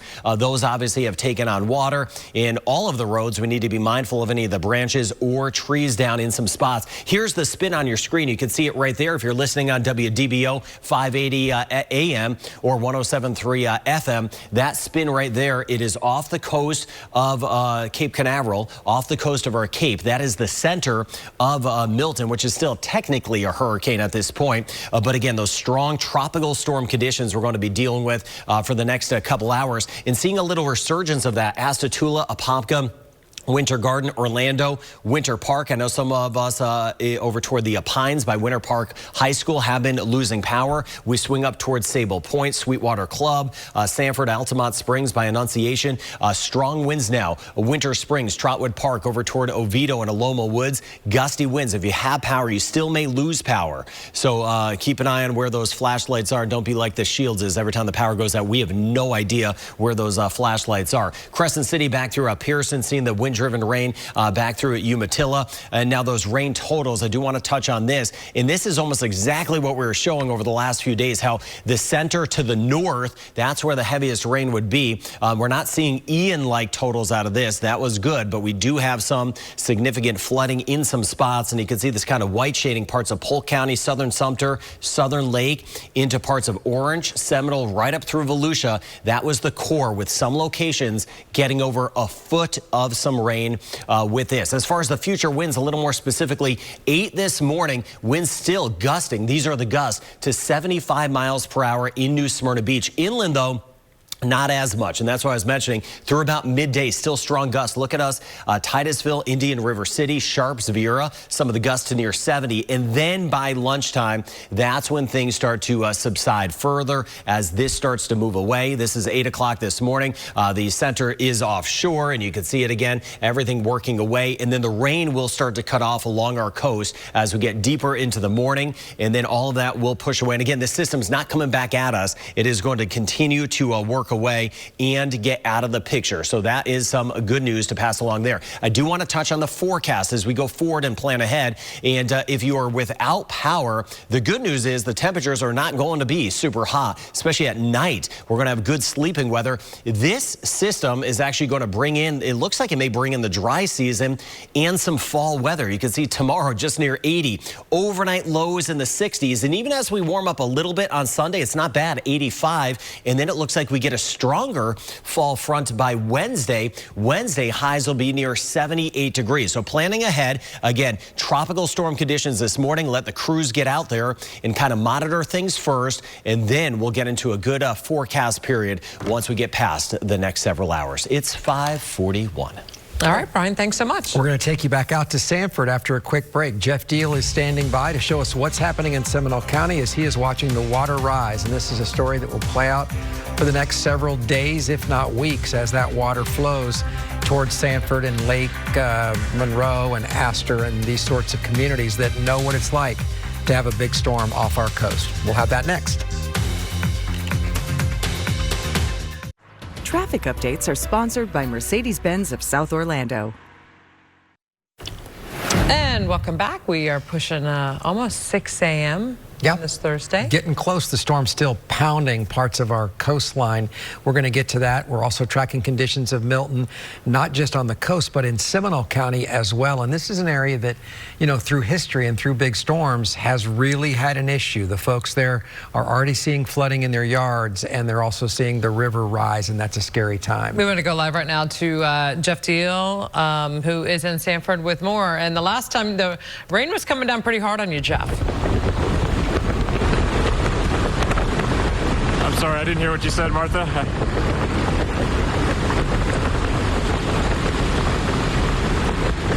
It was, yeah. The rain was coming down, but it's really the wind that's been really powerful, just kind of pulling through and blowing us around out here. If you take a look over here, you can see behind me the trees just blowing right here, stop sign rattling every once in a while, but we're just beyond all of that, all the wind and the rain. You can see the water kind of pooling up out here on the street. This is right on the shores of Lake Monroe, and then right out here you can see the water splashing over the seawall out here. It almost looks like you're standing at the beach, where there's like a seawall near the ocean. We've seen that kind of activity in Cedar Key over the years when they've had flooding in the downtown Cedar Key area, the water crashing over the seawall and then actually flowing out into the streets. It almost looks like a river, again, right down here on the street on the waterfront of Lake Monroe. We have seen a few emergency vehicles out and about. We've seen police and fire crews driving the streets, kind of keeping an eye on things. But so far, we haven't seen any major damage. Surprisingly, the power seems to be on here in the downtown Sanford area. We have seen the lights kind of flicker on and off, the street lights out here flickering on and off as we are waiting for our live shot, but everything is staying on in the downtown area, and the wind just really whipping around and the rain coming down, continuing to come down out here. Those are the biggest impacts that we're seeing in the downtown Sanford area. Obviously not a good idea for folks to get out and get inside these conditions. Not good to be driving around in some of the surrounding major roads as we were heading in toward the downtown Sanford area earlier this morning. There was a lot of water out on the roads. And also the street lights. We saw one set of traffic lights that was out on our trip, but other than that, the lights were on. We saw a little bit of road debris, trees, and some pieces of metal that had flown into the road, and some of the orange construction barrels had kind of blown around and were blocking some of the lanes. So not advisable for folks to come out in these conditions. And our photographer Octavio is a champ out here, trying to hold it steady when we get these big gusts of winds that all of a sudden start trying to blow us around. But we're going to continue to monitor things out here this morning and let you know what else we see. We're now reporting live in downtown Sanford. Jeff Deal, Channel 9 Eyewitness News. I mean, there you have it. That's exactly what people have lived with throughout the night and yet into the morning. Whether you're in Seminole County, Lake County, in Orlando, all the way across, we have seen those winds that are just relentless, and then the rain on top of that. We want to bring in Brian Shields right now to give us an update on, we're getting closer and closer to this being gone. Trying. Yeah. Inland, we're closer to the wind subsiding. Still so windy, as I know you guys have been talking about inland on the backside of it. Usually once the system kind of kicks through and the eye kicks through, an hour or two later, we're good. But not this time because the wind field is so big. Now, I want to start with this, the track of this. It is nowhere near the form it was, as we know. It has stayed on track. It is going to move offshore and actually lose its tropical characteristics more and just kind of fizzle out and move away. It's not going to do a hook back or anything like that. So we want to put you at peace of mind with that. Now, getting a look at the wind gusts, our sensors, well inland are not working out. Marion Sumter Lake, I did check in. Winds are still 40 to 50, significant. The gusts, these are gusts, not sustained winds, but the gusts. But we're back up in the 70s again in Seminole County. Winds are gusting in the 70s, and still Flagler and Volusia, the hurricane conditions persist, and the hurricane conditions are going to persist for Flagler and Volusia, especially right along the coast over the next few hours. Winds are gusting between 80 and 90 miles per hour. Stay indoors, stay away from windows, especially coastal Flagler, coastal Volusia, and even coastal Brevard. We're going to see the winds pick up a little bit more in Brevard later as the eye moves away more. We're going to see in Brevard County, the center, it's not really an eye anymore, but it's the center of it right here offshore of us. We're going to see the winds pick up again in Brevard County, but it's a large system. This spanning about 500 miles, different type of system. Every hurricane's different. This one was going to lose its tropical characteristics a little bit earlier. We're getting deeper into the fall season. We have these fronts that come down and it kind of grabbed this thing. And that's why we have those dry slots, exactly what we expected in the northern zones north of the eye. That's where the heaviest weather would be. And that is what happened. A big wind field on this one. And that's why all of our counties got a piece of this. Now, Flagler and Volusia, that's where the hurricane conditions are. True hurricane conditions. Now, we're going to see those gusts that will be hitting 90 in a few locations as this pulls away. New Smyrna Beach, Bethune Beach, Ormond Beach, Holly Hill, swinging up toward parts of Palm Coast, of Bunnell. Then we get back here. The rain is starting to cut off. This is the back end of it, moving through the forest as we get over toward the National Forest in parts of Marion County. Heavier rain, Lake Catherine, Orange City. And in this, the gusty winds again. We have another resurgence in downtown Orlando. And this is going to be kind of the last pocket of it. It's going to stick around for an hour or two, and then we will be doing better if you're around Winter Park, Orlando, Pine Hills, Paramore, swinging over toward Lake Nona, Waterford Lakes, Hunters Creek. There's that rain from Hunters Creek. Meadowood stretching back through Kissimmee on the edge of Celebration. We're doing a little bit better in parts of Lake County. It's still windy, but again, the back end of the rain is starting to slide away. Same thing for us for Sumter County, St. Catherine, Bushnell, over toward Lake Pan, and the rain has cut off much of the I-75 corridor right up through Marion County, but still on the windy side. Now, taking a look at those winds to show you what's next. This is 8 this morning because we need this thing out of here. So 8 this morning, you can still see those gusts still near 70 at times along our coast, 71 in New Smyrna Beach, but inland we're doing better. Still breezy to windy, but not like we have now. So once we hit about 7, 8 o'clock, we're going to have marked improvements inland. Just so we need to get through kind of a sunrise. And then by the time we hit lunchtime, we're even doing better at the coast. But with that said, again, just with the fetch coming in off the water, deep into the day, you see here, we could still have some of the gusts. This is by 6 p.m.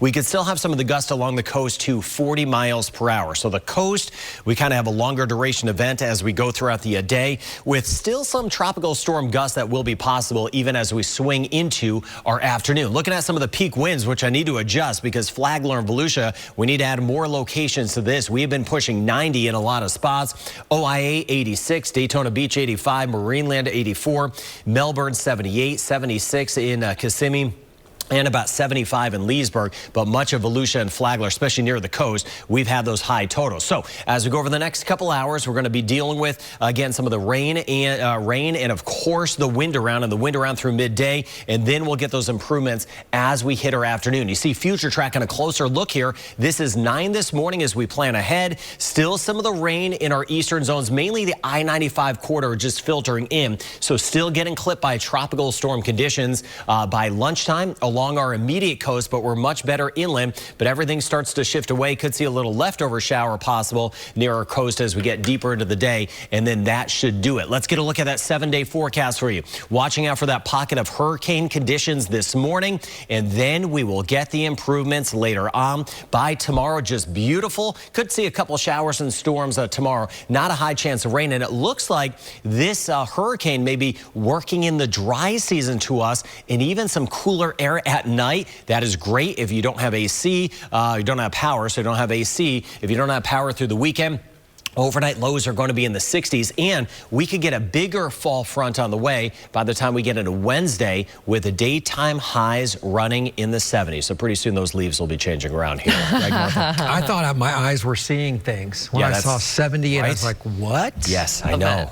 Cannot that was wait. A blessing right there. Thank you. I want to show you to compare what we see on a normally sunny day in Daytona Beach on your right and what we are seeing live this morning. That is the normal view that you as a viewer sees, and again, it is not that way any longer. And then take a look at this.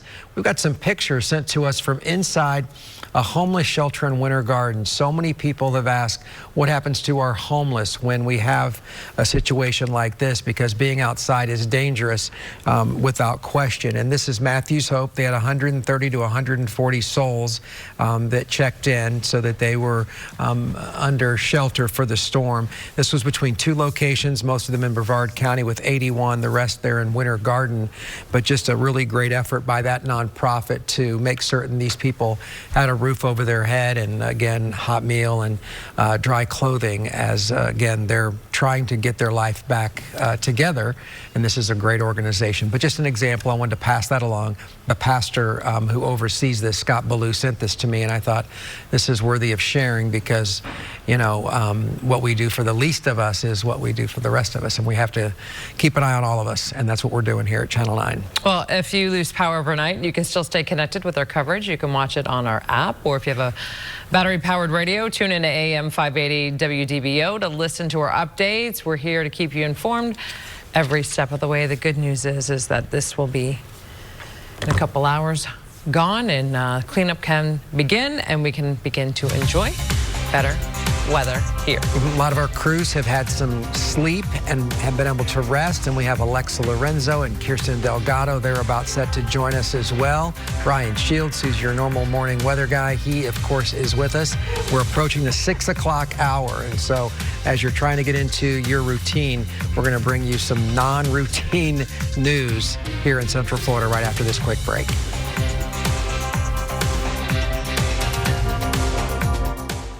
Traffic updates are sponsored by Mercedes-Benz of South Orlando. Stay with Channel 9 Eyewitness News as we track Milton. The gusts here around 78, 79, but look at that. That looks so much more powerful than everything I've seen.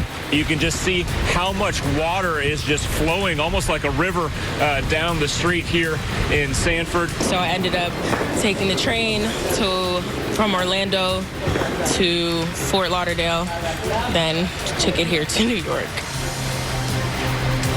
All right, it has been a long night. Not over just yet. The wind and rain from Hurricane Milton starting to recede in some areas and getting stronger in others. Good morning. I'm Martha Sigalski. And I'm Greg Wormuth. We've seen flooded neighborhoods, damage caused by high winds. We've had flash flooding here in Central Florida. And let's take a live look right now. This is in Tampa.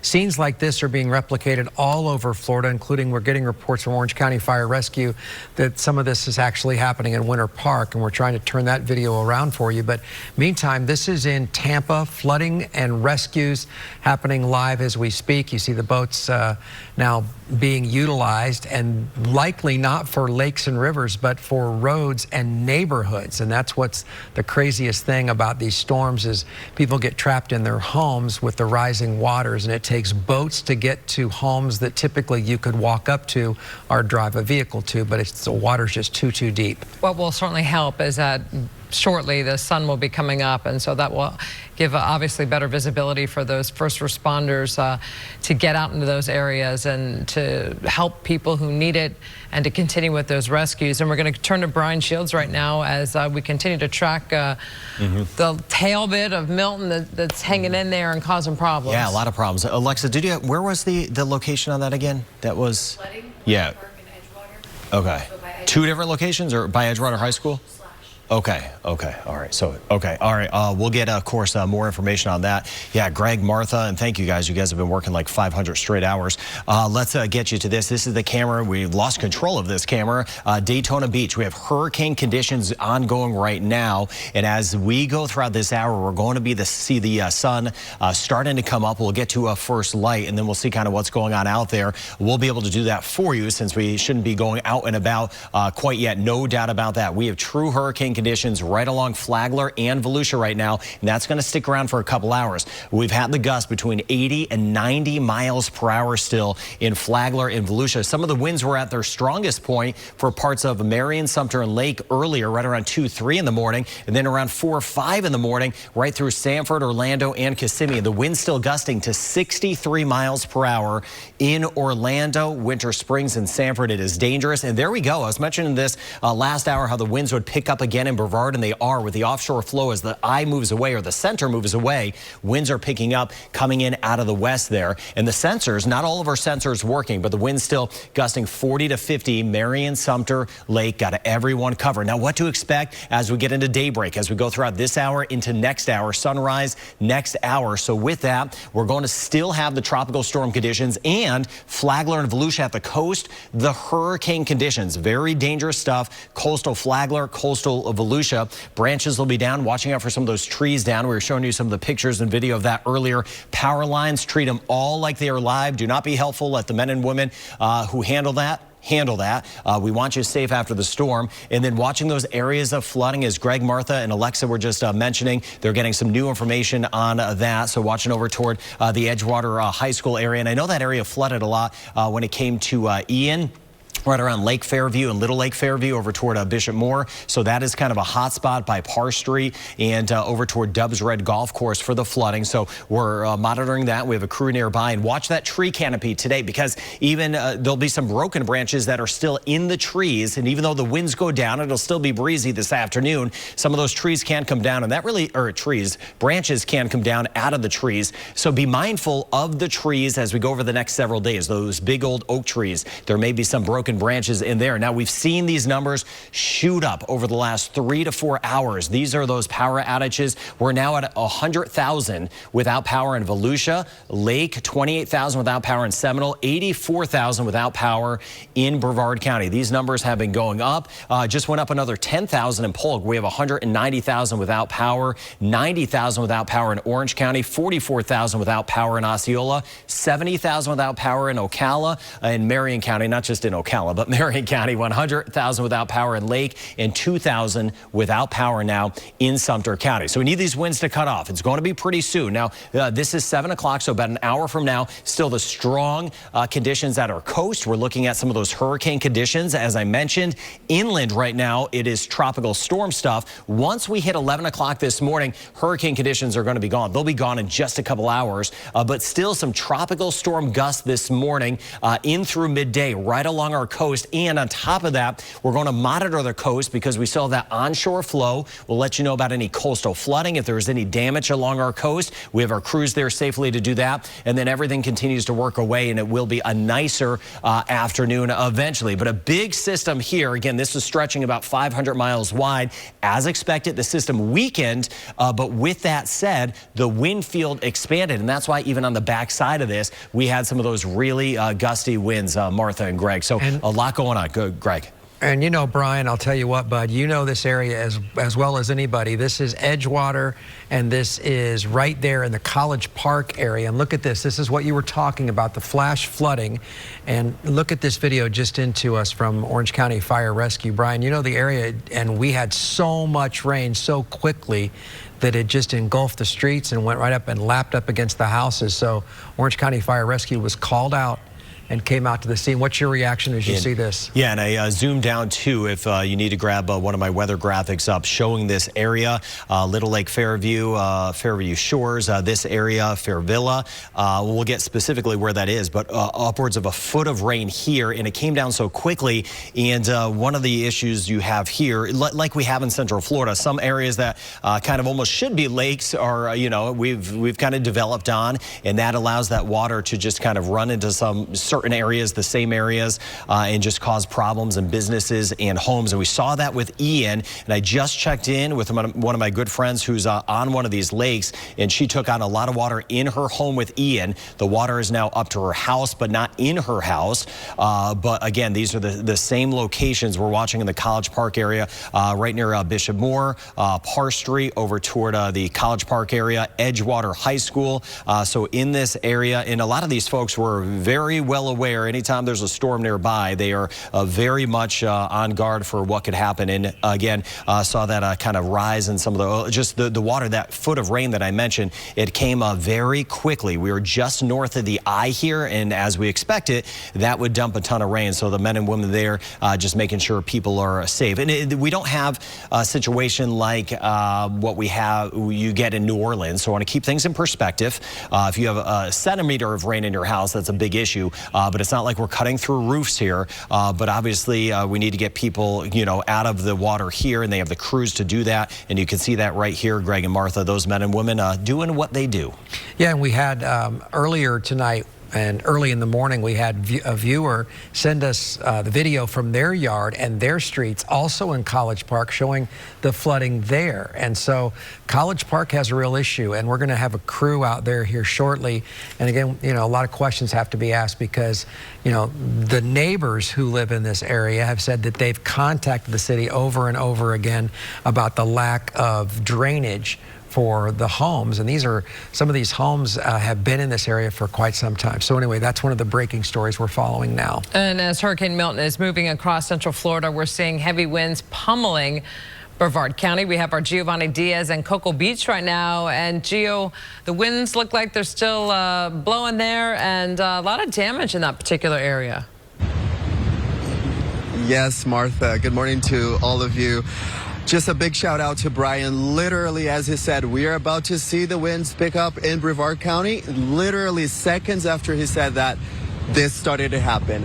I was trying to open the door of our vehicle here. It was so hard to do it because the wind is just pounding against us. Now, there is even a person here. Carl, if you can follow me this way. There was a man walking with his dog here. It seems like not a great time to be walking with your dog here, but he is. I'll try to talk to him when we get closer. We are here in Cocoa Beach right now at the Banana River Center. It was a supercuts, but I say was because this is what it's left behind after a tornado touched down here yesterday afternoon. Our Mel Holtz was here moments after that happened. She was able to confirm later on that this was indeed a tornado. I don't know if you can hear the loud noise in the back because the wind is just blowing through here, but there is a piece of the roof of this building here that there was a piece right here in front of me right here, and there are several pieces all over. This is a piece of the roof right here.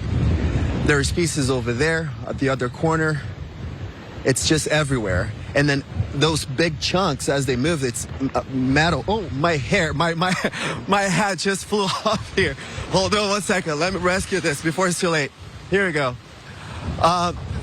So yeah, as this thing, the pieces of the plastic, and I believe it plastic with metal, move here, you hear them moving, and it's so eerie. It's a very loud sound that it makes. Also earlier here, just not long ago, we heard a loud boom near where we were here. I wasn't able to see any flashing lights or anything, so I'm not sure if there was any kind of power outage that was triggered nearby here where we are.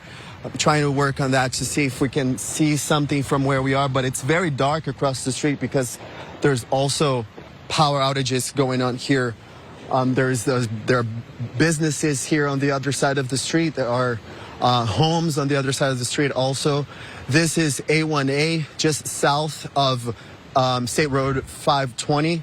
We understand that we are south of the center of this storm, and the wind is just blowing from what it feels like all over the place from all directions here where we are. I want you to take a look inside of this Supercuts. The roof caved in here, and you guys, this is it. This is what the visual here shows it all. This is the damage. This is how strong this thing was. And granted, we are on the other side of this. We are on the east side, on the east coast of Florida. And yet this is the tremendous impacts that we faced from this system here. On the ground, you see pieces of glass shattered all over the place. There is even a big chunk of metal. There was even a brush here from Supercuts. Also, there's several hair products all over the place here. I might need that brush for my hair later because it's bad. Anyway, that's what's going on here, you guys. Corner here, another store. I'm not sure what this store is. I do know on the other side of the same, on the other corner of this plaza here, this building here at the center of the plaza, there is. I forgot the name. Eyeglass place. Forgot the name now. Florida Eye Associates. I'm not sure the name. We're gonna get close and I'll remember as soon as we get there. But this is what we're dealing with. I see more vehicles driving around here. I also have seen a utility vehicle driving here. Speaking of utility, 85,000 people without power. This number keeps climbing. Every time I'm in touch with you guys, this number goes up. That's about 1/4 of Brevard County now without power. And we have seen utility trucks passing around here, so they're clearly working on getting that sorted out already. So here's the name, Florida Eye Associates. That's what I was trying to remember. See here.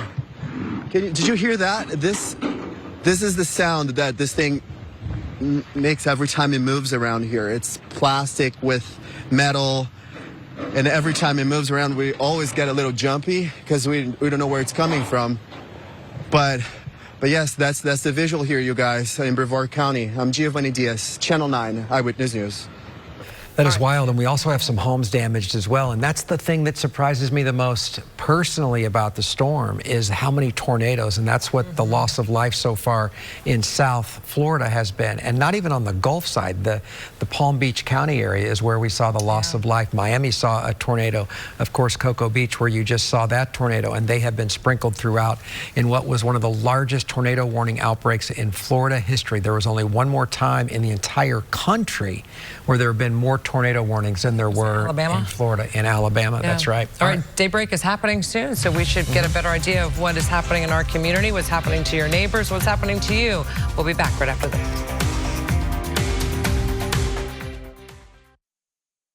Traffic updates are sponsored by Mercedes-Benz of South Orlando.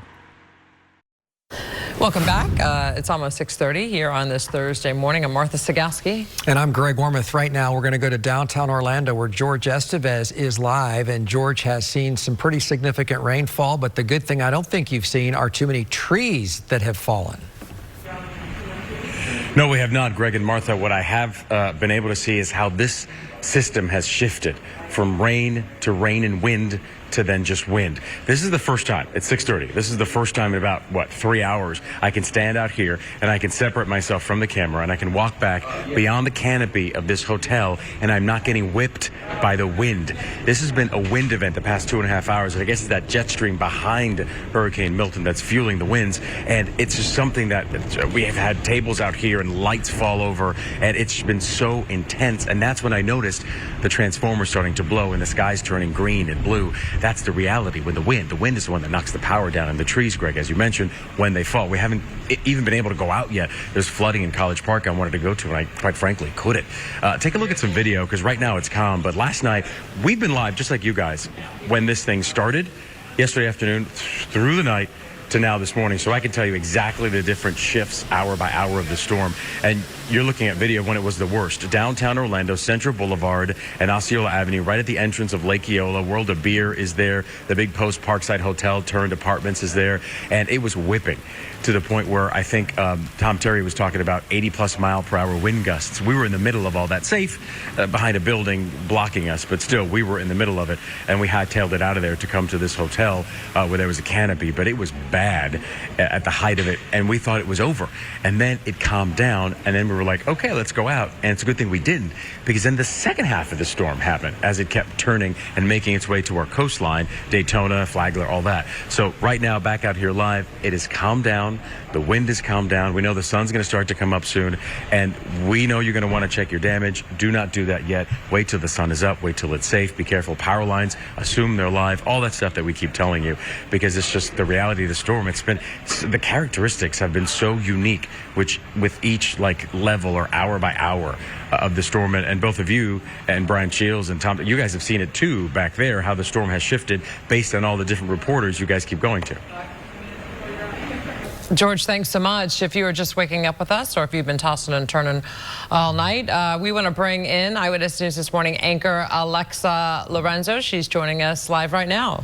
And Alexa, you've got some cameras that are focused on the roads, and of course people aren't on the roads, but it's a really good indication of some of the cameras that are still shaking out there. Yeah, cameras still shaking.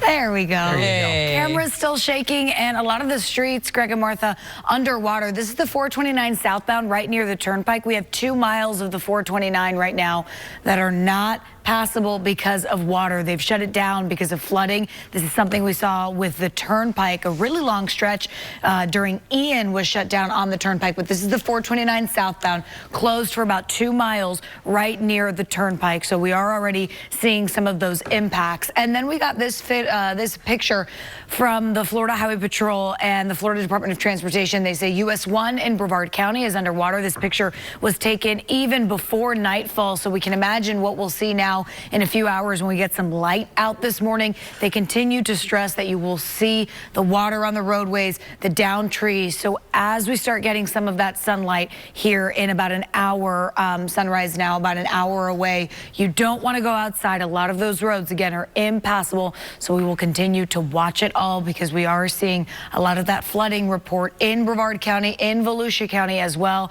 And the Sunshine Skyway Bridge is still closed in Tampa. That's something that we had been monitoring since yesterday afternoon. So a lot of those bridges in Tampa still closed. On the map, you're able to see all the alerts we're getting in from different agencies. You can see this icon right here is flooding that we're monitoring in Flagler County. All these alerts are closed streets because of different road conditions, that they don't want you out in Volusia County right now. So again, this is something we will continue to track for you.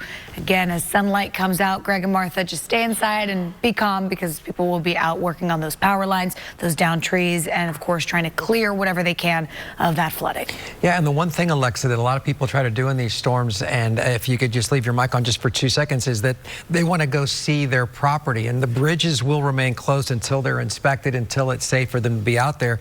And there's the whole thing with wind gusts, right, in terms of having any kind of vehicles on any bridges or roads. Yeah, those bridges shut down if those sustained wind gusts are more than 40 miles per hour. So we saw that happen pretty quickly in Tampa, and then we saw it happen here in Central Florida as well in Volusia County later on in the late afternoon and evening. But it's going to take some time to go out and inspect all the bridges, because we do have a few of them. But all of these agency leaders always say they do the best they can. Last hurricane, so in Hurricane Ian, they were able to assess one bridge in about 25 minutes. So that's pretty good. They do their best getting all those boots on the ground and letting you then pass those bridges when they find that the structural integrity of it is okay after the storm. Yeah, because, man, they take a beating. Thank you, Alexa, and that's a good heads up. And Governor Ron DeSantis and FDOT earlier, I want to say yesterday now, they said we've got the people in place Yes. that can check these bridges and get you back over there. All right, we want to check in right now with the man of the hour, Brian Shields. Yeah, I don't get called that often. All right, let's get a look at what we are seeing now. We get over toward Daytona Beach for us. This is that live camera. This is a shot we usually show you a lot where we see the sunrise. And by the way, sunrise is 7:23. We will have first light here shortly. We have crews out there safely. We'll let you know what's going on because it's not safe for a lot of us to get out, and the emergency crews want to get out there first. I know a lot of us know that, and we'll hang tight over the next few hours, let them kind of see if there's any power lines. But this usually shoots off to the beach. This camera one time was facing down, up. We have lost control over it. It is doing its own thing, but we'll see kind of what's happened here once that sun does come up in just about an hour. But we'll start to see first light in about 30 minutes or so. Now, look at the wind still gusting. Strong tropical storm gust. Daytona Beach, 70 miles per hour now. Near 50 in Brevard. The 70s also in Flagler. And near 50 now. It's gone down some. Marion, Sumter, and Lake. We've had those gusts around 30 to 40 now. So that's good news back through Polk. We've lost some of our sensors in the hurricane, but you see those winds still pushing 50 across parts of Orange, Seminole, and Osceola. But we are getting some of those improvements. The next couple hours, this is 7 o'clock, so into next hour, still this yellow shading the tropical storm conditions, very strong tropical storm conditions right along our coast. And then by midday, the tropical storm conditions are gone inland. They're going to be gone inland very soon, just the next couple of hours. But at lunchtime, still some tropical storm conditions along our coast, with the center of this sitting well offshore. And then all of the tropical storm conditions are gone by the afternoon. We'll still have some gusts, though, and still that onshore flow. And that's going to be an issue down at our beaches. We're going to let you know about some coastal flooding. Of course, the beach erosion, looking at the piers, all that restoration that was done, Flagler Beach, Daytona Beach shores. We're going to let you know exactly what happened and hopefully didn't happen along our beaches. But this was the core of it. You see the center offshore, and as we were telling you that the heaviest weather would be north of it, and it was, and that was right on top of us. And that's why they've had to kind of do some of those water rescues, get some folks out of their homes that have been taking on some water across our inland zones. But there's the back edge of it right near Lake George. Still some heavier weather, though. This is kind of the last batch of it, moving right through Longwood, back into Winter Park, Orlando, Hunters Creek, Lake Nona, watching over toward Kissimmee. Winter Garden, we're on the edge, the last edge of the rain, close to Ocoee, Oakland, watching Windermere. And then you see back here, drier weather that will be sliding in. We'll get into the overall forecast and fall and cooler weather as well. I want to show you that forecast ahead. It is 6:26. And I want to see that forecast. I know. 140 days this year in the 90s. The water, of course, fueled this storm, and because of the heat that we've had in Florida, that water was as hot as we've ever seen, and it was gasoline for that fire that we now know as this terrible Milton that we've been dealing with. All right, in less than an hour, the sun will be coming up, and we'll be able to give you clear pictures. That's what's happening in Central Florida after Milton. We'll have more for you coming up right after this.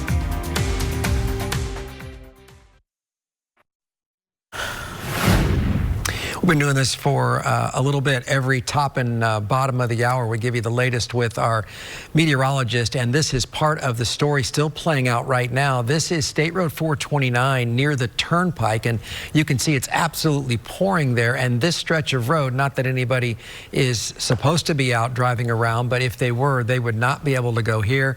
As Alexa Lorenzo, our traffic reporter and morning anchor, just reported, this stretch is actually closed to traffic because of the water on the roads. And no matter where you are, the water is an issue on various roads, and many times you don't know it. I'm looking at pictures now from Lakeland that have been coming in on social media, and there you see some emergency crews checking out the highway where cars are, you know, they're submerged. So it is a problematic day, and again, we're going to start to really see some things here shortly.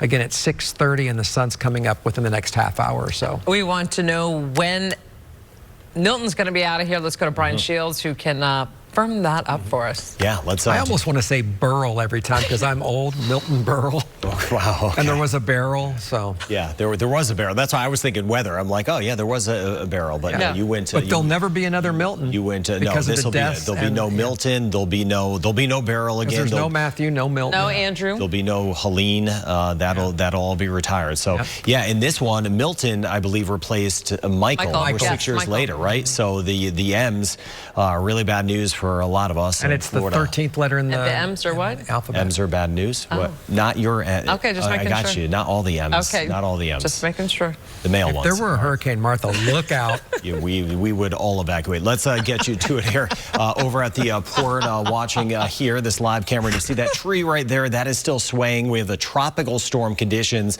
along our coast at this point. The hurricane conditions kind of right on the edge of that, but some of that is starting to subside. And I just want to show you the track. This is going to move offshore, continue to weaken, lose its tropical characteristics. It is not going to do an odd loop back. I know a lot of stuff gets on social media. It's not going to do any weird loop back. It is moving offshore, and it's really weakening at this point. Here are the wind gusts. We lost our sensors inland, but things we're doing better anyway. Marion, Sumter into parts of Polk. Still a little bit gusty in Claremont with winds around 40 at times, the gust, and 40 to about 50, Seminole, Orange, and Osceola, but still a hurricane wind gust of 75 miles per hour now in Daytona Beach. We've seen that through Flagler Beach, and about 50 mile per hour wind gusts as we work our way back through Brevard County. It has been howling, and the winds are now out of the north and then kind of out of the west as we get into our southern zones around the center of this. They've switched direction, which has made it easier for some trees to come down, because all day yesterday everything was kind of leaning one way, then the eye passes, and then the wind switched the other way, and it's easier to then kind of knock things over. So the center of this, not even a true eye at this point, but the center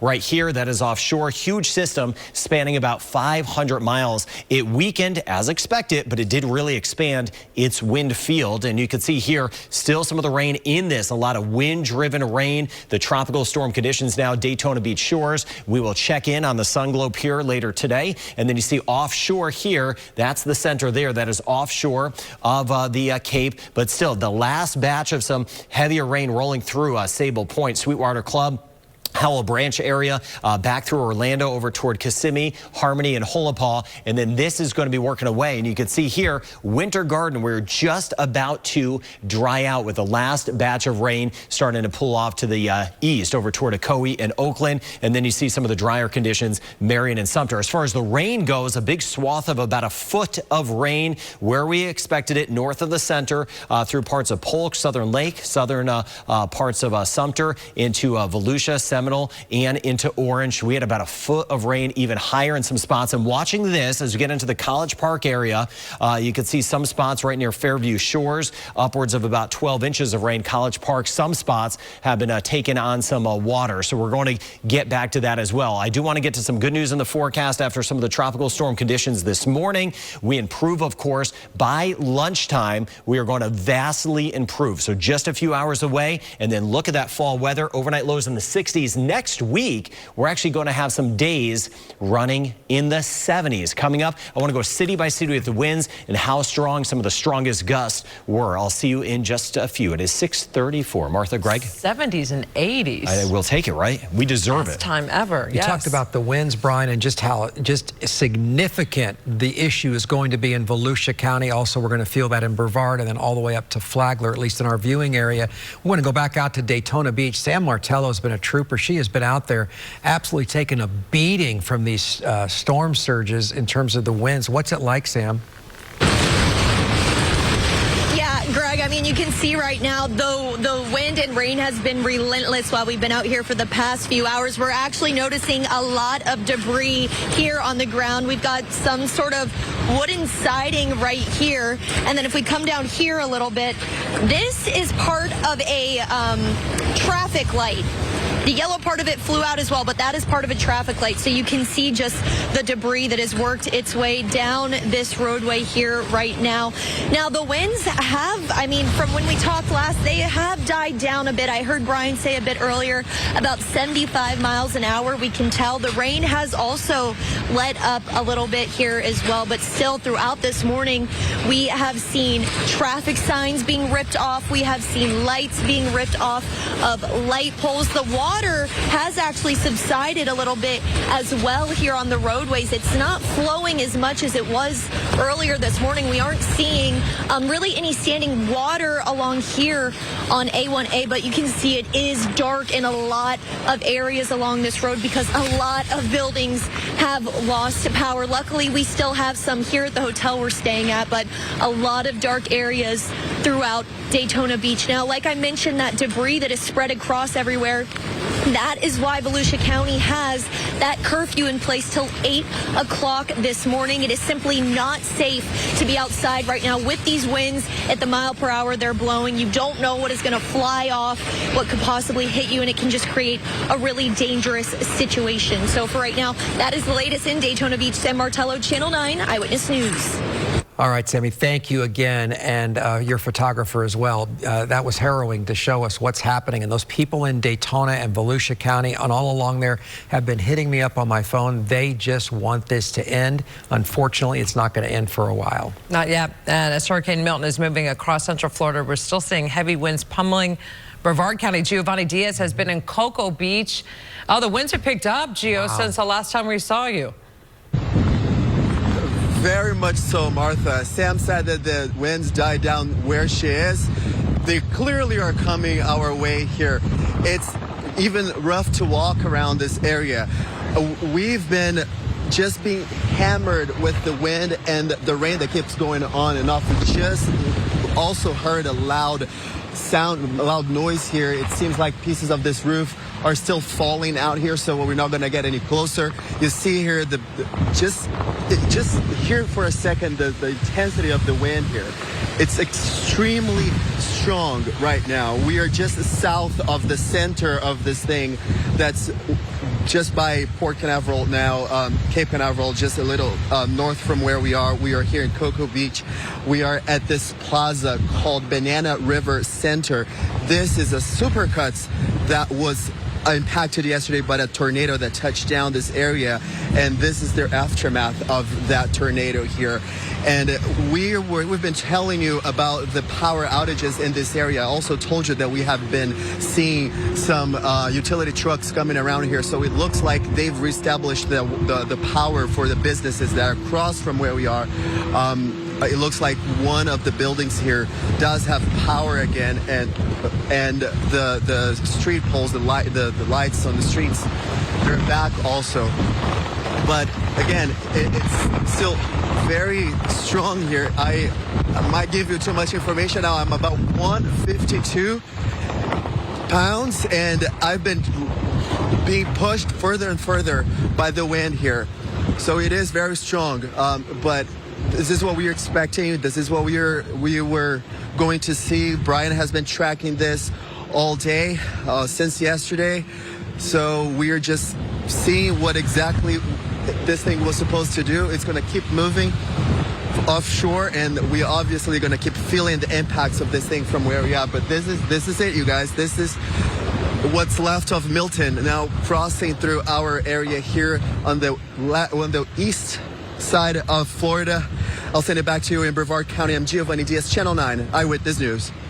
Hold on to your hat, Gio. Don't lose it. 152, but he's mighty and he's strong. He and he's just one of the greatest guys you'd ever meet. Thanks for that report. He's so sweet and so endearing. All right, let's check in now. We'll continue our coverage of Hurricane Milton right now. And we showed you some breaking news happening in College Park. And we bring in morning anchor Kirsten Delgado. Good morning, Kirsten. This was really something, these water rescues. Yeah, so actually water rescues already underway, Greg, in Orange County. Orange County Fire Rescue actually posting some video here we're going to show you on social media. It's of the area of Edgewater in Winter Park. You can see here a fire truck making its way slowly through that flood water, very slowly, and then you can actually see first responders walking through that water, just under about knee-high water they're walking through. It looks like they're responding to a home right now. We are reaching out to them. We have reached out rather to see exactly who they were rescuing, how many rescues they've made so far, and how quickly they were able to get out this morning. Of course, Alex Walker brought you a couple of hours ago information that they were already out there because the winds had died down, safe enough for them to get out there. And you see now those water rescues clearly underway across our area. Very much. Thanks for that, Kirsten. We'll check back in and we'll have more updates on who was rescued and if everybody's okay. But there was flash flood warnings overnight, and you can see why maybe your phone went off and you were alerted. Yeah, if you're just waking up with us right now, traffic anchor Alexa Lorenzo is joining us right now, and you've got some information on something breaking. Yeah, this is Forest Avenue right near Altamont Drive in Altamont Springs. The Seminole County Fire Department shared this video with us, and you can see right here a tree came down and snapped a power line, and that's the flames that you see in this video. So Forest Avenue near Altamont Drive, impassable this morning as they're responding to this scary scenes right here for the neighbors in this community. But this is why all of the local law enforcement agencies continuously say, don't go outside. Of course, when you hear this, it startles you and likely wakes you up. But they're out there. They gave us this video, so it shows they're already on the scene working on it this morning. Then we also got some new video out of Lakeland. This is Reynolds Road in Lakeland. This Lakeland tells us is before the storm even hit. So we saw with all that rain that was building throughout the day. They say there's no lake, no body of water near here, but this car underwater right in front of someone's home. So some scenes in Lakeland that we're watching as well. Then this is in South Daytona. I have my phone here because Volusia County just shared this within the last 5 minutes.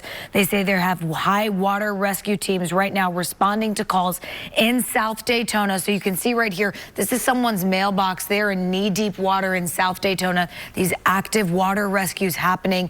And again, the Volusia County Sheriff has been very adamant about staying indoors. They will come to you, and that's what they're doing right here in South Daytona. He said, please continue to stay off the roads. Conditions are still hazardous across our Volusia County. Greg, Martha. Thank you, Alexa. We'll continue with our coverage. We're also going to take you to Lake County and talk with emergency management about big issues that happened there overnight as well. We'll be right back as we continue with all of this new information coming to us. First Light also will provide us with an eye-opening experience that maybe we've never seen before, the damage being done to our area because of Hurricane Milton. All right, we are approaching the 7 a.m. hour. Hopefully we're going to have the sun coming up in a little bit so we can assess the damage that's happened in our community. Good morning. I'm Martha Sagowski. And I'm Greg Warren. Many places across Central Florida are experiencing flooding, blocked roads, debris, and many counties are on standby to help with that recovery. And we have Megan Milanese live with us right now on this newscast, the director of Lake County, director of emergency management for Lake County. Thanks so much for joining us. Good morning. What's the message, Megan, that you want to tell all the good folks in Lake County as the sun comes up and they begin to assess their property and any damage? Yeah, hi, good morning. So as of right now, the message for Lake County residents is to just please continue to shelter in place for right now. We know that there's damage. We've been monitoring the situation overnight as Milton has moved over the area. And our main goal today is to get crews out on the road to start doing assessments of the damage in areas, make sure we know where was hardest hit, and to get crews out on the road to both clear the situation as well as to start making repairs. Like so many areas, Lake County is different in terms of topography and what other people are dealing with. Maybe it's a lake or a lot of trees, beautiful areas. It could even be in the villages, but all of them have contacted us from different areas saying it was a scary night. What was the worst thing that happened there, and what is the biggest concern right now this morning? Well, we have had some reports of structure damage throughout the night. We did have some of our fire rescue crews going out and helping folks as the storm passed over the area as part of those structure damage calls. So our goal right now is to get those same crews out on the road to see what else has happened and get a total picture of the damage in Lake County. And Megan, you know, as we've seen in the past, so many injuries, deaths happen after the storm. And talking to your residents in Lake County, you know, what do you want to remind them about pulling out that chainsaw, start to use it, and all that kind of stuff? Yeah, that's absolutely true. So much of the time folks make it through the storm okay, just to be injured or worse after the storm, either through their own cleanup efforts or by using their generators ineffectively. So the best thing I can tell folks is to just stay in place. Unless there's a really, really good reason, you really shouldn't be out on the roads because it's going to hinder our crews, and it might be dangerous because we have trees down or other hazards that you just don't know about until you're out there. So the best thing I can tell folks is just hang tight. we are doing our best to get out there to make it safe for you to go out again. Final question for you, if you've got some time on this one. You have, again, lots of trees, you have lots of lakes, as I mentioned. Is there one particular problem that you will be dealing with in terms of this storm? Did you get a lot of water or did you get a lot of wind? We got a lot of both. So we are going to be assessing our situation in terms of wind damage. We know that we have some flooding concerns across the county. We're continuing to monitor the St. Johns River and Astor as we continue to see that river level rise. So we expect those impacts to continue to be ongoing as we move through and into the morning. Yeah, no doubt. Astor was already lapping over its banks before this rain. Thank you, Megan. And again, we'd like to update our folks with you again in the future. That was outstanding. It's been a long night. All right. Thanks so much, Megan. And also, we're tracking the conditions of Hurricane Milton in Seminole County, and that's where we find Channel 9's Jeff Deal. Jeff, looks like the wind might have died down just a little bit. The winds have definitely died down. Conditions vastly improve out here in the downtown Sanford area. You can see that rain is still coming down out here, but the wind, as you mentioned, really dying down. In fact, we feel more comfortable actually walking out into the rain and the wind, because earlier we were kind of in a secured barrier area and we were really having a hard time bracing ourselves, getting our balance, even standing up against a post or a wall. But now you can see we are clearly standing out here with no problems. Just to give you an idea, most people who are familiar with downtown Sanford can recognize this area, but this area right out here, this is Lake Monroe out there, and there's water that's been crashing over the seawall here in this downtown Sanford area, rolling across the sidewalk and then filling the streets out here. You can see the street out here just kind of running right along down toward the main part of the downtown area. And as we were driving through just to get out here really early this morning, we cruised down this street right here, and there wasn't very much water. And just in the last few hours since we've been here, the water's been pooling up out here on the road. And we have seen a few emergency vehicles go through. We did see a pickup truck, a work truck, somebody driving by earlier, and then somebody actually braved it in a small sedan. So they were still able to make it through here, but clearly not advisable to drive through water like this that's on the road. This is an area that is known to flood during these kinds of storms. We've seen it before. I saw, in fact, a social media post from Q McCrae from a couple of years ago where this same road was covered with water. I believe that was probably from Hurricane Ian. But yeah, we haven't seen any gators or snakes crawling through on the water out here. That's something that you're always cognizant of when we're out here covering these storms and you see water coming, especially if it's coming from a lake like this. But definitely conditions improving, a lot less wind. The rain continues to come down, but we're going to have to send it back to you guys now and keep you updated as we see things throughout this community today. And Jeff Deal, they're reporting in another situation, just like in Lake County, where the situation will get potentially worse for anyone along the river, just like at Astor, because that river, the river in St. Johns, will absolutely rise beyond the days of the storm, because it goes from south to north and brings all of that water with it. All right, we want to check in right now, the very latest with the weather. And Brian Shields is the person who has all the answers. Brian. Yeah, hey, Brian. I don't have all the answers. As we take a look at the winds, they are getting better inland, so much improved. We're past the peak for our inland sections for the winds, still hanging on to some strong conditions at our coast. Winds still gusting to about 70 in Daytona Beach. So right on cue, it's almost 7 o'clock, and the winds inland, this is when I expected them to drop off. Now, still windy, but about an hour or two ago, they were about 75 in Sanford. Now the gust still pushing 50 in some spots. We're near 75 now in Melbourne. Since the center of this moved off, the winds picked up again back behind it. Look at Melbourne, Palm Bay, O'Galley, Grant-Valcaria. We're seeing those winds pushing offshore now. That takes also the water from the intercoastal, kind of builds it back over toward some land over toward the beaches. So kind of a shift in the winds. That means the water moves in a different direction than what we were seeing yesterday and last night. Now, sunrise is in just a few. It's at about 7:20. With that, what to expect at daybreak and what we're kind of looking out for? Well, branches, trees down on the road. Stay off the roads, obviously. You've gone through this routine before. We need those emergency officials to get out there, and they're still having to get in get to people's homes and other things like that for some flood concerns. So let's let those men and women do their work. We'll We'll monitor the power lines that may be down in spots, treat them all like they're live, stay away from those, and watching out for those areas of flooding. Big thing post-storm, and we've had issues with this, to say the least, in past tropical storms and hurricanes. The tree canopy is a big issue. The next several days, there's some broken branches that didn't fall to the ground. They just got stuck up in the trees.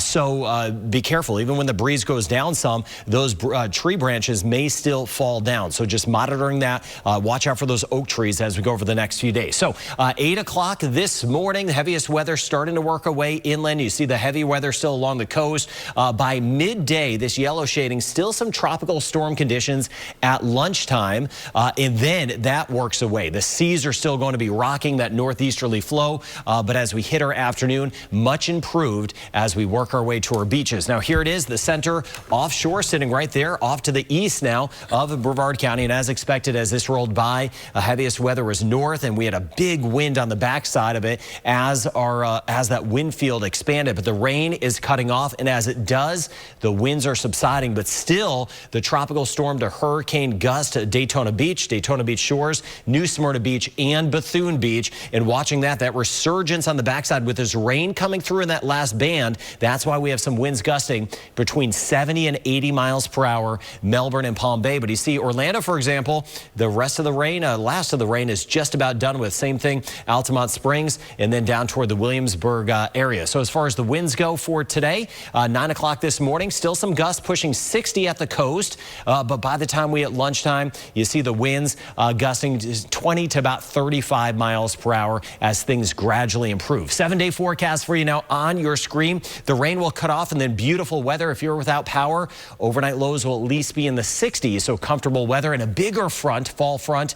By the time we get into next week, we have a nice little payoff after this hurricane. It is 6:56. You talk about earning a payoff. We earned it. Right. All right, Yes. we'll continue. We're going to take you to Brevard, Volusia, and Seminole County in the 7 o'clock hour and go around the horn and make certain that you know what's happening where you live or where your friends and family have been impacted. We are tracking Milton. Our continuing coverage this morning continues after a quick timeout. Stay with Channel 9 Eyewitness News as we track Milton.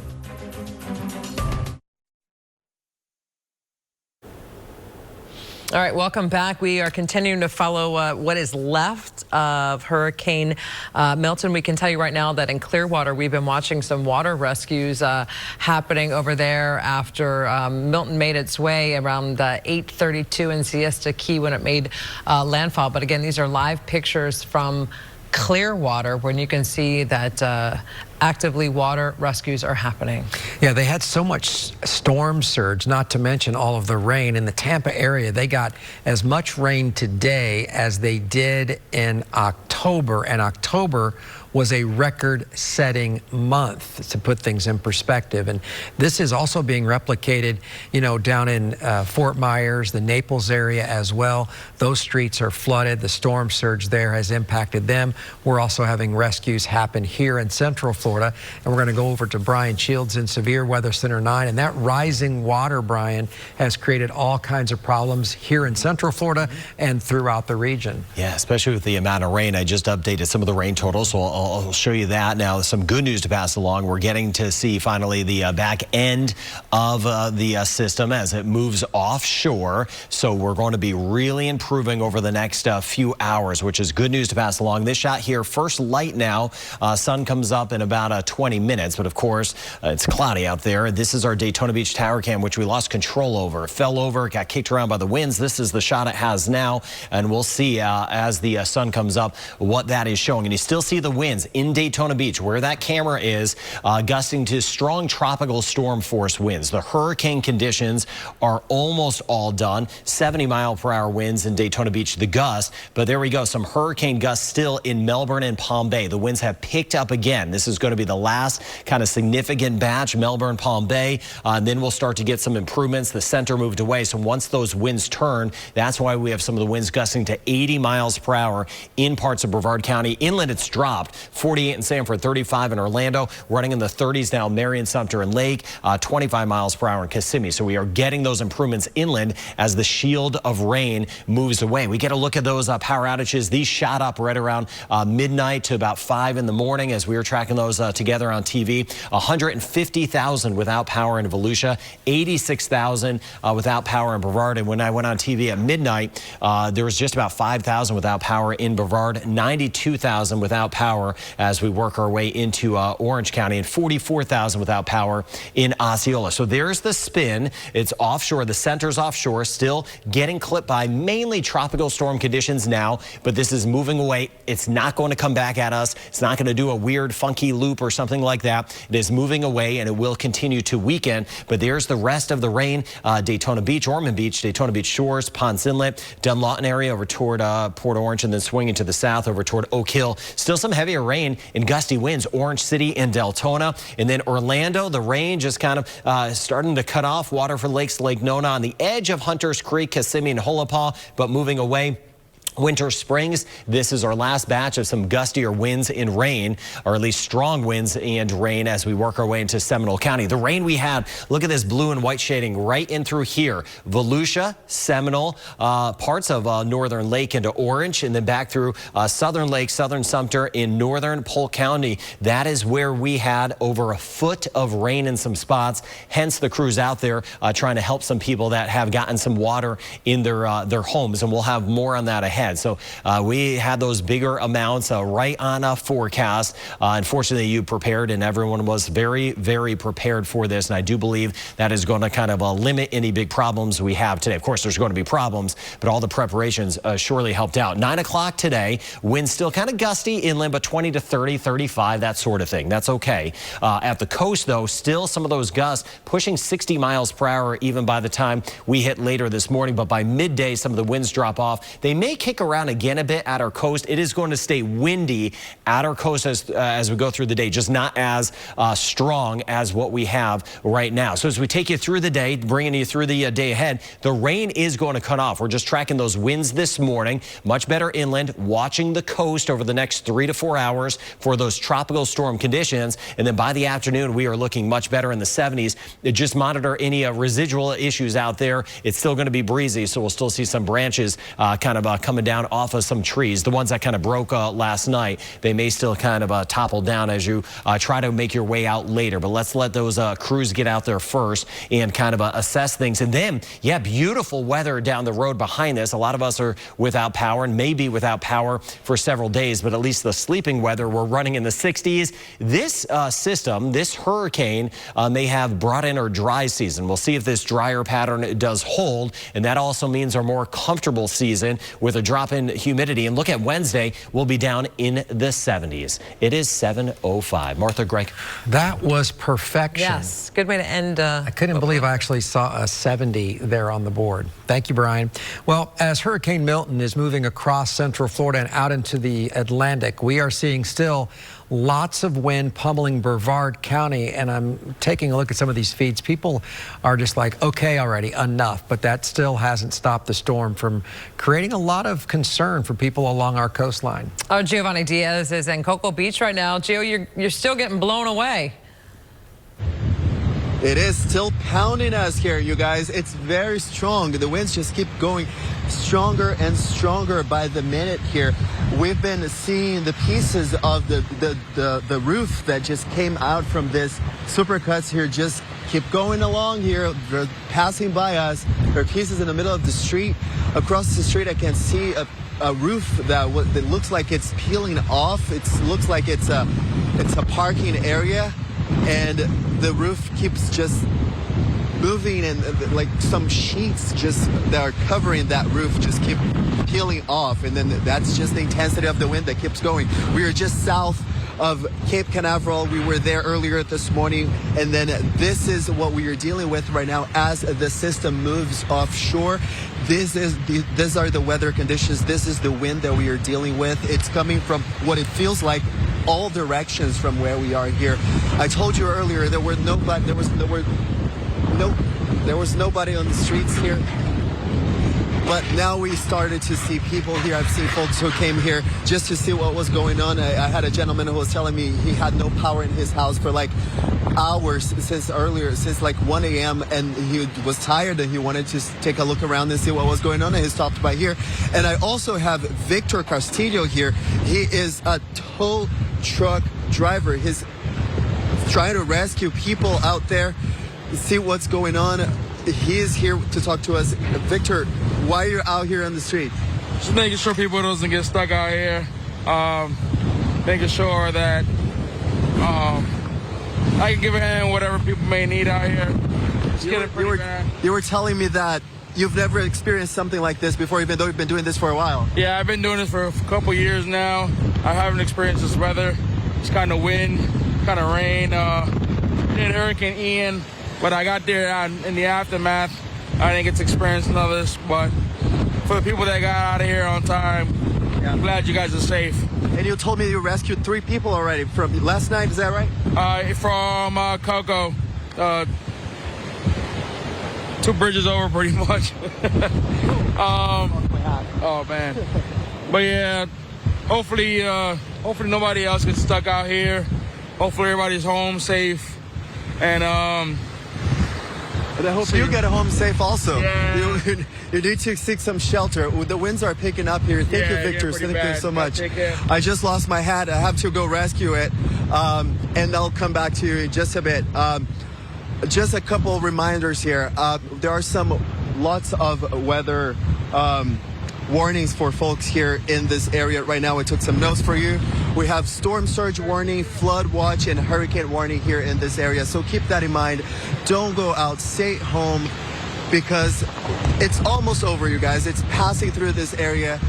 We're dealing with what's left of this what was a hurricane, and now it's weekend. And we're still dealing with it, but it's almost over. I'll send it back to you guys in the studio in Brevard County. I'm Giovanni Diaz, Channel 9, Eyewitness News. All right, those are 2 great guys. I mean, we heard from Gio and then Victor, and who actually rescued a couple of people, was out, on his own dime, on his own time to do that, and that's the community that we love. All right, Channel 9's Sam Martello is also feeling similar effects. Now, she is not in Brevard, but she is in Volusia. And Sam, I think you probably heard what Gio was going through. It looks like you have a similar condition. Yeah, it is still very much rainy and windy here at this hour. We've been out here since about midnight. It has died down a little bit, but just take a look at the debris that is blown around here. You can see right here at this stormwater drain, all of the leaves and the branches that are blocking this, and then even down a little bit from there, a recycle bin. If we go down this sidewalk a little bit, I can see some sheet metal that I believe has blown off of our hotel sign. That has kept happening. Our hotel manager just minutes ago actually brought in another piece of it. So things are still flying around out here. And since I mentioned we've been out here since about midnight, we have seen street signs being ripped off. We have seen street lights being ripped from the lampposts. We have seen a lot of debris flying around here this morning. You can see just how breezy it still is with those palm trees just about sideways, all those palm fronds. And that is why the Volusia County leaders have this curfew in place till 8 o'clock this morning. It is simply not safe to be outside right now, so make sure you're still staying in your houses at the moment. I know first light, it's kind of tempting to go outside and take a look around, but it still just isn't safe at this moment. So again, that curfew is in place until 8 o'clock this morning. If that does get extended, I'll let you know. I don't know how much the conditions are going to change here in the next hour. Now, we aren't seeing too much standing water. I mean, if you take a look at the roadways, there is some flowing water into the storm drain, but we aren't seeing too many puddles. Now, I know high tide is at around noon, I believe, this afternoon. So when the conditions get a little bit safer, we're able to get over to the beach, we can kind of take a look at how the shores are looking and how high tide is going to impact this area this afternoon. Of course, we'll let you know when we do that. But for now, live in Daytona Beach, Sam Martello, Channel 9 Eyewitness News. All right, Sam, thanks so much. Hang in there because we are getting to the end of the storm. She's doing a great job, as all our teams are, and they're being safe. We'll be right back as we continue to cover what has been a rough night. We're going to take you to Seminole County right now, and Also, tell you about what happened in Orange County, where some people were up to their chest in water and apparently refused the help of the Orange County Sheriff's Office. We'll have that next.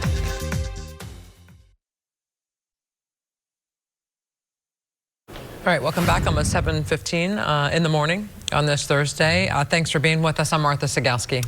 And I'm Greg Wormuth. We have tried to get you to each county this morning and throughout the night. And next up, Seminole County. Seminole County Emergency Management Director Alan Harris is joining us live on the phone. Good morning, Alan. Nice to have you here with us. Can you let us know what the message is to the good people in Seminole County as they wake up this morning and are going to be faced with some cleanup and down power lines? And what do you want to tell them?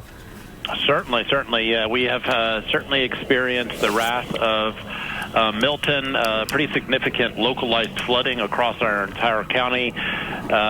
Thankfully not as bad on the power side as we anticipated, at least at this point. We are still getting some pretty strong winds coming through, just under 50,000 individuals without power. So not exactly where we thought we would be, which is good. We thought it would be much higher, so that's been fantastic. We do have plenty of reports of trees and power lines down and roadways, so we're encouraging people, please don't get on the roads. Let us clear those with the power companies when it's safe to do so before you get on the roads. Certainly assessing around your home as the daylight starts is fine. Helping your neighbors clean up is fantastic. But going out on the major thoroughfares, give us a little time to clear those roadways. Alan, Greg Wormuth here, and you and your team have done a great job just getting the public ready for this with your briefings. You mentioned localized flooding.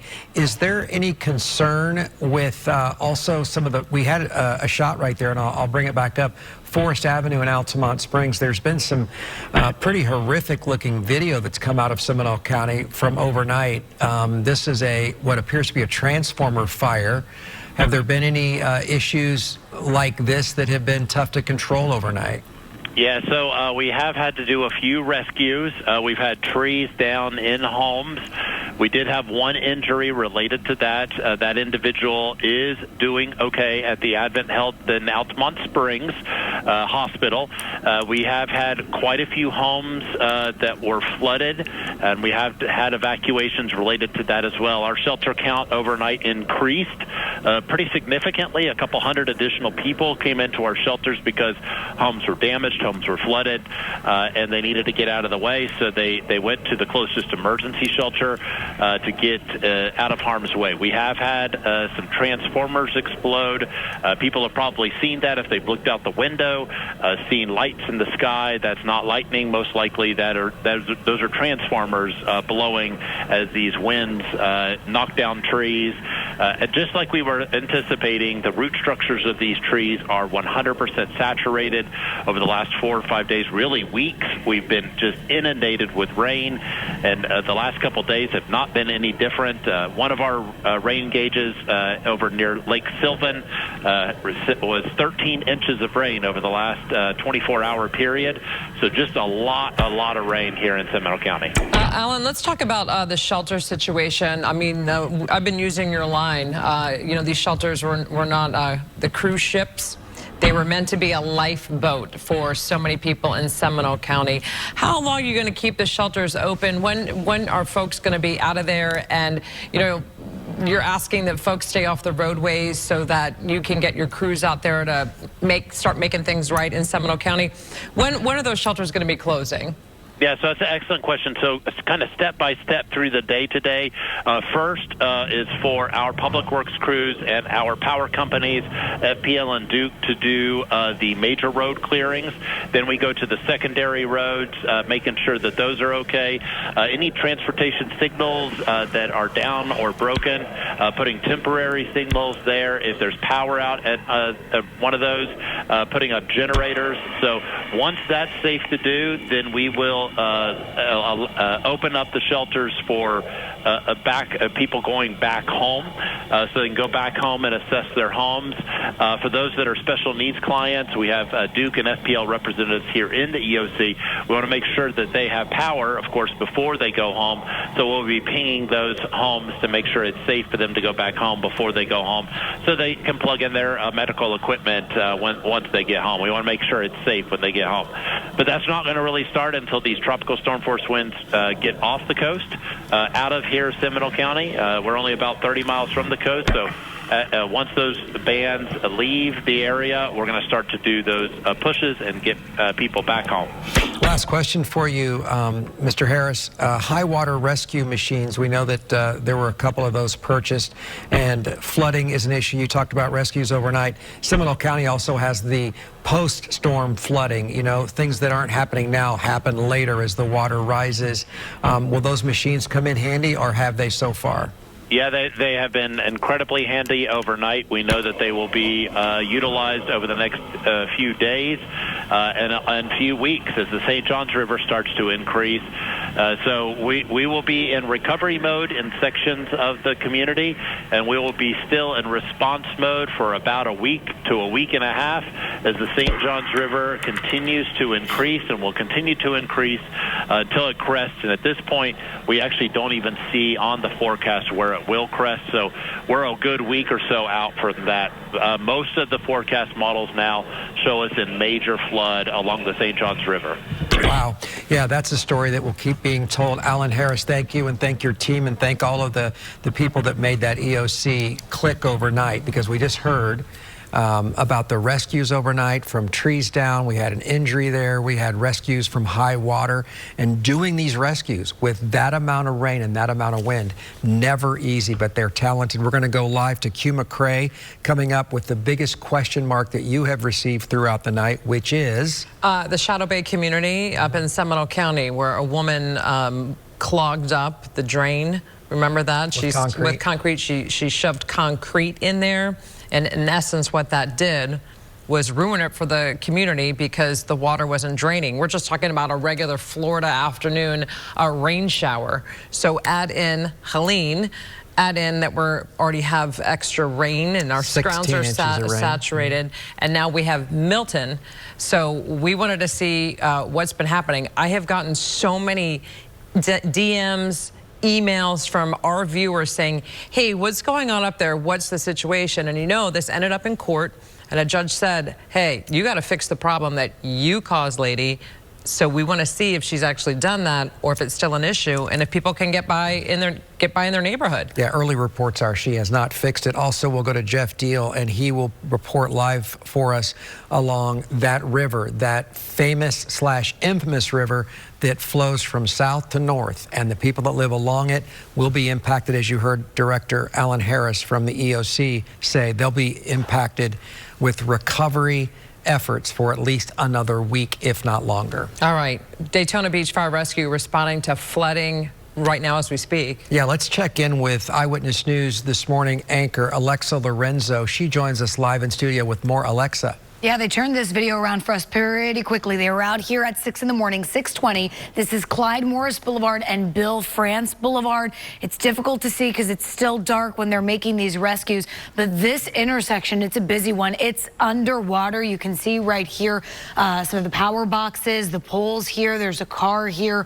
that is, again, dealing with the flooding right now on Clyde Morris Boulevard and Bill France Boulevard. And this just goes to show you that those first responders, fire rescue, sheriff's offices, police departments, they are out right now monitoring everything, picking up some downed trees, responding to those transformers that have blown overnight. So don't go out on the roads. Make their job easier. They're out there, and they will let us know what they're seeing, and we will bring it to you. Again, this is Clyde Morris Boulevard and France Boulevard. Martha, Greg. All right, Alexa, thanks so much. Yeah, it is an issue. This high water is going to be an issue not just in South Florida and Tampa, where we saw so much rain and surge. In Central Florida, we had saturated saturated ground. Let's go back over to Severe Weather Center 9. Brian Shields has heard about these reports, and he's also got a really good look at the camera in Daytona Beach. Yeah, the sun is now up, and our engineer came in, Jeff, and he was able to gain control of the camera that was so knocked around this morning. And you could see here, looking at it, you can't really see the beach. Again, everything is way up. That is like that washing machine effect.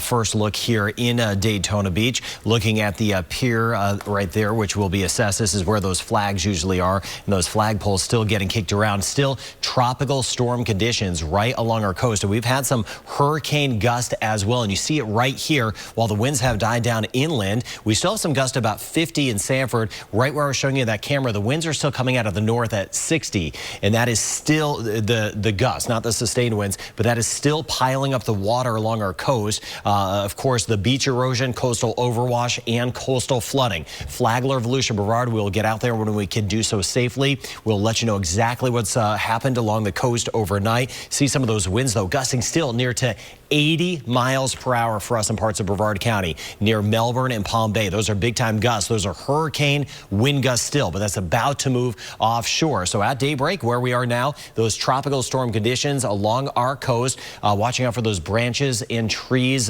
down. So as Alexa was saying, again, stay off those roads. We need those crews to get out there and assess things, especially with some power lines down, those areas of flooding, which is a huge concern. We're going to be covering that, and watch that tree canopy. Some broken branches still in the trees may get knocked down over the next few days, as just some of the kind of instability up there in the trees overall. But there is the center. It is offshore of us. It is moving away. It is going to stay away from us, but just the end of some of that rain right there, Oak Hill, Edgewater, Titusville, down through Melbourne. That's where we have still some of the stronger weather, but it is going to push away. So the winds will gradually be subsiding throughout the day, and that rain is about to cut off. Now, as we work our way into the forecast to find that good news, tomorrow near 80, only a slight chance of a shower storm. This hurricane may have sucked in the dry season and even some cooler weather, overnight lows in the 60s, and a bigger front next week. We'll also look ahead in just a few. It is 7:26. Greg, Martha. All right, a lot to get to. We're going to show you what the nation is saying and seeing when it comes to the storm. Plus, we've got a couple of local reporters, including your story you talked about at Shadow Bay. We'll have that and more coming up as we continue our coverage this morning. We've also got our morning team here. They're, again, providing us with great coverage. Alexa, Kirsten, and Brian. And we'll be right back with more from them as well. There's a reason why more Central Florida viewers choose us every day. It's because from morning to night, our journalists are investigating the stories in our community that matter to you. There's a reason why our reporters are bent on holding the powerful accountable, because it affects you, your family, your money. And that's why decade after decade, you continue to make us the most watched newscast in Central Florida. Because we're Channel 9 Eyewitness News. Community coverage you can count on. All right, welcome back. We are hitting 7:30. The sun has come up. We're looking at live pictures right now of Daytona Beach. And, you know, we normally show you the beautiful flags in the breeze here at the beach, but you can see that they are a little worn after Hurricane Milton and tattered and torn, if you will. Yeah, and the beach is that's that washing machine effect. What we can only hope is that the tide was low when the strongest impacts were coming ashore over the night time hours. We'll let you know when we get a better assessment, and we're going to check in with Brian Shields as well. He'll have further details about what's going on. Good morning to you. It is now 7:30. We're going to bring in Brian Shields over in Severe Weather Center 9. And, that's you. And Brian, do we have any way of knowing yet about any sort of erosion along the beach, or we can only assume? And that's there should be some significant erosion, and that's still going to be ongoing, because with the system offshore now, we're getting that onshore flow. And of course, we're very mindful of that because of all the rebuilding we have done along the coast after Ian and Nicole. So we are hoping our beaches are okay, and we have crews out there that will safely let us know. So Flagler, Volusia, Brevard along the coast, we've got you covered. We're going to be able to assess things and let the emergency managers temperatures, of course, do their thing first. But again, high tide is just into the early afternoon hours, and it is going to, you can see almost no beach here. That's not necessarily because of the erosion. It's because everything is up here. Usually we see some sand, but this is going to cause that erosion. So seeing this live look for us in Daytona Beach, in Daytona Beach for several hours overnight, we were having those winds gusting between 80 to 90 miles per hour. Now I want to start with this. This thing is going to leave, and it is leaving, and it is not going to come back. It's not going to do a weird spin or something like that. It's actually losing its tropical characteristics as it moves offshore. So it's about to be said and done with, but not quite yet. Inland, we are doing so much better. A lot of us were waking up around 4, 5, 6 in the morning because that was some of the strongest winds on the backside of this system. You see some of the gusts now near 60 miles per hour along our coast, but we did just have that gust, Melbourne and Palm Bay near 80. So it is definitely not safe to go out when we have gusts like this. Things are still getting kicked around, but gradually things are improving, and that is the good news. Especially by lunchtime, we'll be in much better shape even along the coast. Now, taking a look at some of the power outages, right around midnight, they weren't too bad. And then 1 o'clock, they were starting to creep up, 2 o'clock, and then especially 3, 4, 5 o'clock, you can see the power outages, just a sample of a couple, 50,000 now without power in Seminole County. That number has gone up, 82,000 without power in Brevard County. And when I joined you on TV around midnight, some of the power outages in Brevard were only around 4,000 or 5,000, so significantly higher. 100,000 without power in Lake County and 170,000 without power in Volusia County. Now, we take a look at this system. It is moving away, and you look at it, it doesn't even really look truly tropical. It's losing its tropical characteristics because this time of year you get those fall fronts dipping by, and they kind of merge, if you will, so a different scenario, and that's why we saw that dry slot on the south side of this, and that's what we were expecting. Now,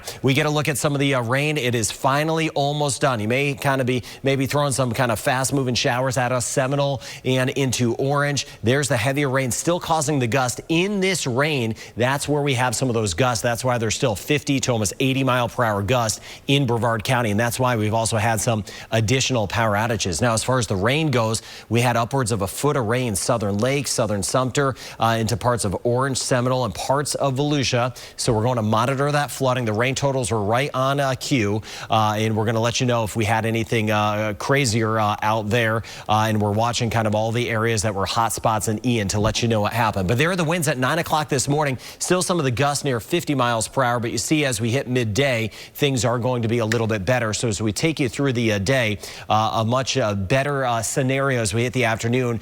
Still watching out for that coastal flood potential, though, all day long with that easterly and northeasterly flow, and that will lead to more erosion. But you can see as we go through the day, the rain is going to quickly cut off. It already is. And we'll be in the 70s. I do want to look ahead to some fall weather in the forecast, some good news in the forecast. I want to get back to the highest winds and cover kind of the timing of everything for the rest of the day. But thank you for your trust as we have gone through this system, and now we're going to see what has happened out there. It is 7:34. Martha, Greg.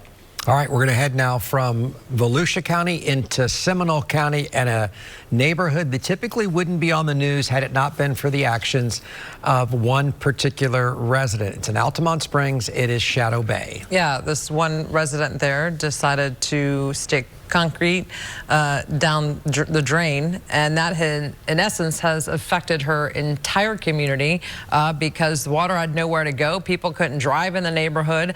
It ended up going to court where a judge said, hey, you got to fix this. You caused the problem. So we sent our Q McCrae up there to the neighborhood to see what happens. And Q, I've been getting, oh my goodness, I have been getting so many DMs and emails from our Channel 9 viewers saying, hey, whatever happened to that situation? Yeah, and your viewers who have been texting you are the reasons why I'm here right now, standing in about what ankle deep water here. This is Shadow Bay, and what we're seeing here is this entire neighborhood, at least the road that is, underwater right now, and this is what they expected. You know, we've been covering this story since April now about how any little rainfall would cause flooding here on this road, the road being Shadow Bay Boulevard. And, you know, a hurricane's a lot more than a little storm. And as you can see, this is the most flooding according to the 2 residents here I spoke to, this is the most flooding they've seen. The good news is, though, that none of the water has made it into homes at this point. So let's hope it stays that way. The homeowner's name, I'm going to say it because it is public and we've reported it in the past. Her name is Diane Goglis. She actually is right behind where I'm standing right now.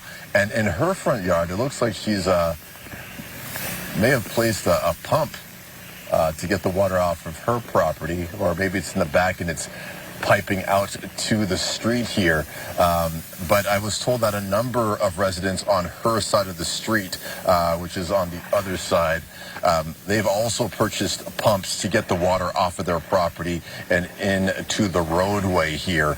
And like I said, the water isn't in homes, but it's dangerously close to their front doors and garages. So at this point, you know, I hate to say this, but the residents here, they're used to this. They just haven't seen the water this high and this deep since this incident with Diane Goglis filling her concrete pipe in the back of her home because it was an eyesore to her.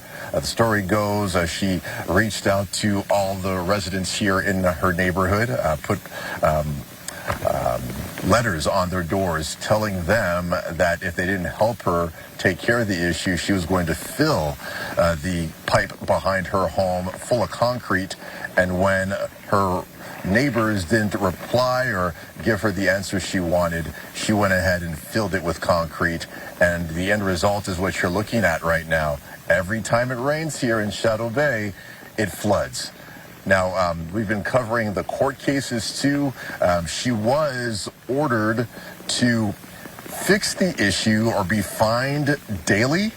And then there was another judgment where she had to find the right contractor to do the job, and then the county would have to approve that contractor before the job was done. And I think that's where we are right now. She's in the process of finding someone to do the job.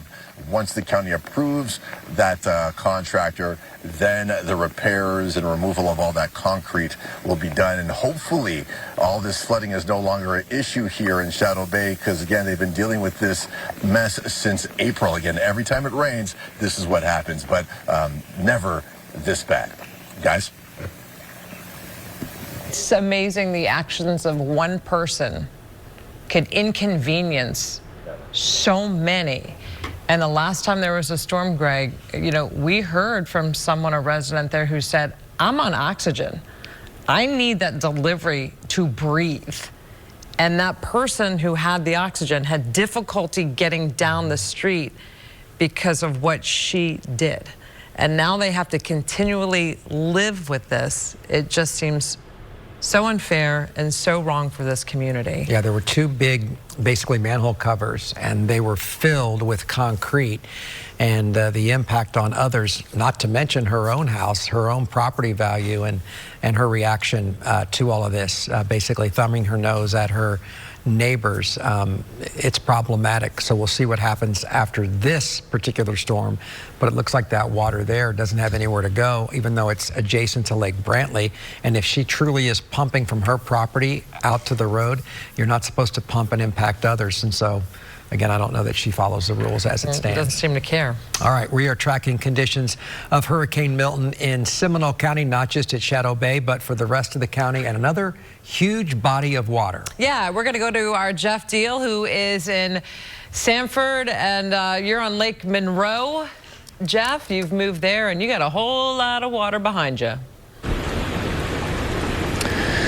We do, and conditions, as even last hour when we spoke to you, conditions had improved, conditions getting even better out here. Just a light breeze, just a little bit of rain coming down. You know, when we were out here earlier, we were getting blown apart pretty much. We were trying to brace ourselves on some walls and some other parts of a building just to be able to stand straight and talk to you guys about it. But now you can see out here on Lake Monroe, there is a little bit of a chop, but earlier this morning there was just water crashing over the seawall out here. And then once the water reached the seawall, it started overflowing out here onto Seminole Boulevard, right here in the downtown Sanford area. You can see it basically looks like a river. It's just kind of flowing very slowly out here. When we were out here earlier, it was cruising at a much more rapid pace.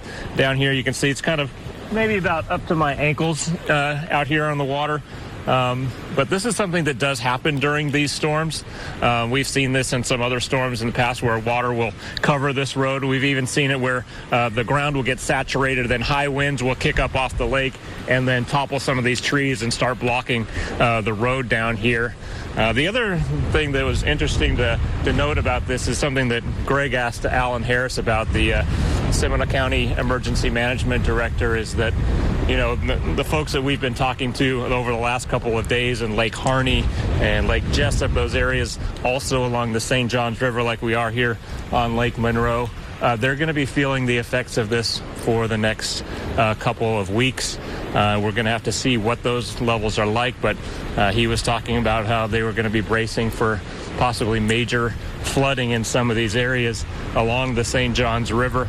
And this area right here is also along the St. Johns River. In fact, some of the folks who live right in this general area were talking to us about it, and they were saying that when this does happen, it may take another couple of days, but the water will actually rise all the way up over the sidewalk where I'm standing and kind of get right over here by these steps. So they do get a lot of water. They are used to getting a lot of water here in the downtown Sanford area. The other thing that was really surprising to us coming out here this morning when the wind was just howling, almost blowing us down, was that they didn't lose power. We saw some of these street lights out here flickering this morning, but none of them turned off permanently. You can see they're still glowing out here as the sun is coming up, but definitely getting a better perspective of what's going on now that we can see more here in downtown Sanford. And we're going to continue to monitor things here in the Sanford area and other parts of Seminole County throughout the day, and we'll let you know what else we see. For now, reporting live in downtown Sanford, Jeff Deal, Channel 9 Eyewitness News. All right, Jeff, what we did learn, too, about getting the power back on, and that is near government buildings and hospital, and when the power goes out, it's prioritized. Hospitals, first responders, large communities that are serviced by one particular, utility that can be turned on quickly, and then they start to sprinkle in people that don't have as many customers in that area. So there will be a pecking order. It isn't just random, and we'll see how that turns out for folks that lost power. All right, we are going to have more for you. We are going to check in as the sun is up to see what the damage is in our community. We're going to have the very latest from Brian Shields right now. And we're going to go to Cocoa for the latest there, too. Yes. It is 7:46. Good morning, everyone. I'm Martha Sagalski. And I'm Greg Wormuth. We've been hearing about some pretty heroic moments as people have been, going out and rescuing people. And these are high water rescues, trees on top of houses, people who've been stranded in their cars. And so we are talking a lot about that. And we're going to hear more about that throughout the morning. Our Kirsten Delgado is going to talk about the Orange County rescues, the high water rescues that have happened throughout the county. At first, we are going to go to the City of Cocoa's Public Information Officer, Samantha Seegers, joining us live on the phone this morning. Samantha, good morning to you. And we've been going around and talking to different officials and counties, and we want to know what your message is to the good folks in Cocoa this morning. We know that we had a tornado touchdown there. What would you like in Cocoa Beach? What would you like to tell the good folks in Cocoa?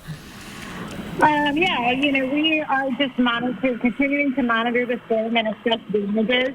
So it's important for our residents to remain off the road so we can clear our roadways and make sure that everything is safe for our residents. The biggest thing is I know everybody wants to try and get out and look around and see what's going on, but just to be safe still, because we are still assessing damages. What is the biggest concern of emergency responders there after the storm now has basically gone through? What was the biggest issue? Was it wind or water? We had a little bit of both. We had some localized flooding here, which has cleared up now, which is great because the rain kind of went away. But the wind was just as damaging as well. We did have some downed trees, some downed power lines. So we're still trying to assess all the damage. But at the beginning it was raining. I think a little bit after it was the wind. I know that it happened in Cocoa Beach, but, Cocoa and Cocoa Beach basically adjacent. Cocoa is inland, Cocoa Beach, of course, closer to the ocean. What was it like yesterday when word got out through the EOC and emergency managers responding to what was a serious tornado warning and clearly a tornado touchdown? Yeah, it was definitely a scary situation. We were making sure that our residents were prepared. We knew that there were threats of tornadoes, so we were just doing what we can to tell our residents to shelter in place and make sure that they stay safe. So it was about getting the word out to our residents and making sure they stay safe. All right, Samantha Seeger, thank you so much for joining us, the Public Information Officer for Cocoa. And again, it seems like all the officials have the same theme.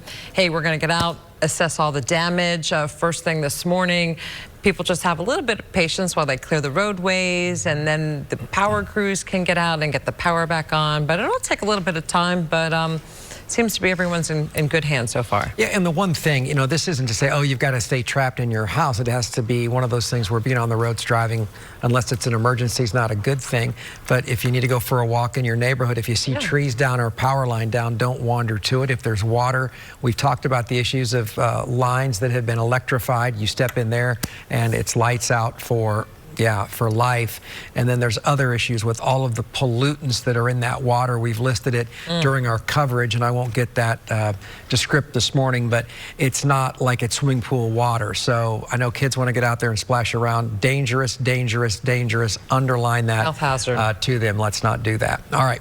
Well, as Hurricane Milton swept through Orlando this morning, the Orange County Emergency Response Team was ready and had to jump into action. Yeah, and Channel 9 anchor Kirsten Delgado is joining us in the studio this morning with more on the county's response. Good morning to you, Kirsten. Good morning, guys. Unfortunately, this is one case where actually they had to respond to a mobile home park for folks who actually didn't want to take their help. I want to take you to these videos. You see there, the deputies in Orange County really getting through that water. And this is actually on the area of Rouse Road and Buck Road. Deputies say the water there in some places was actually chest high.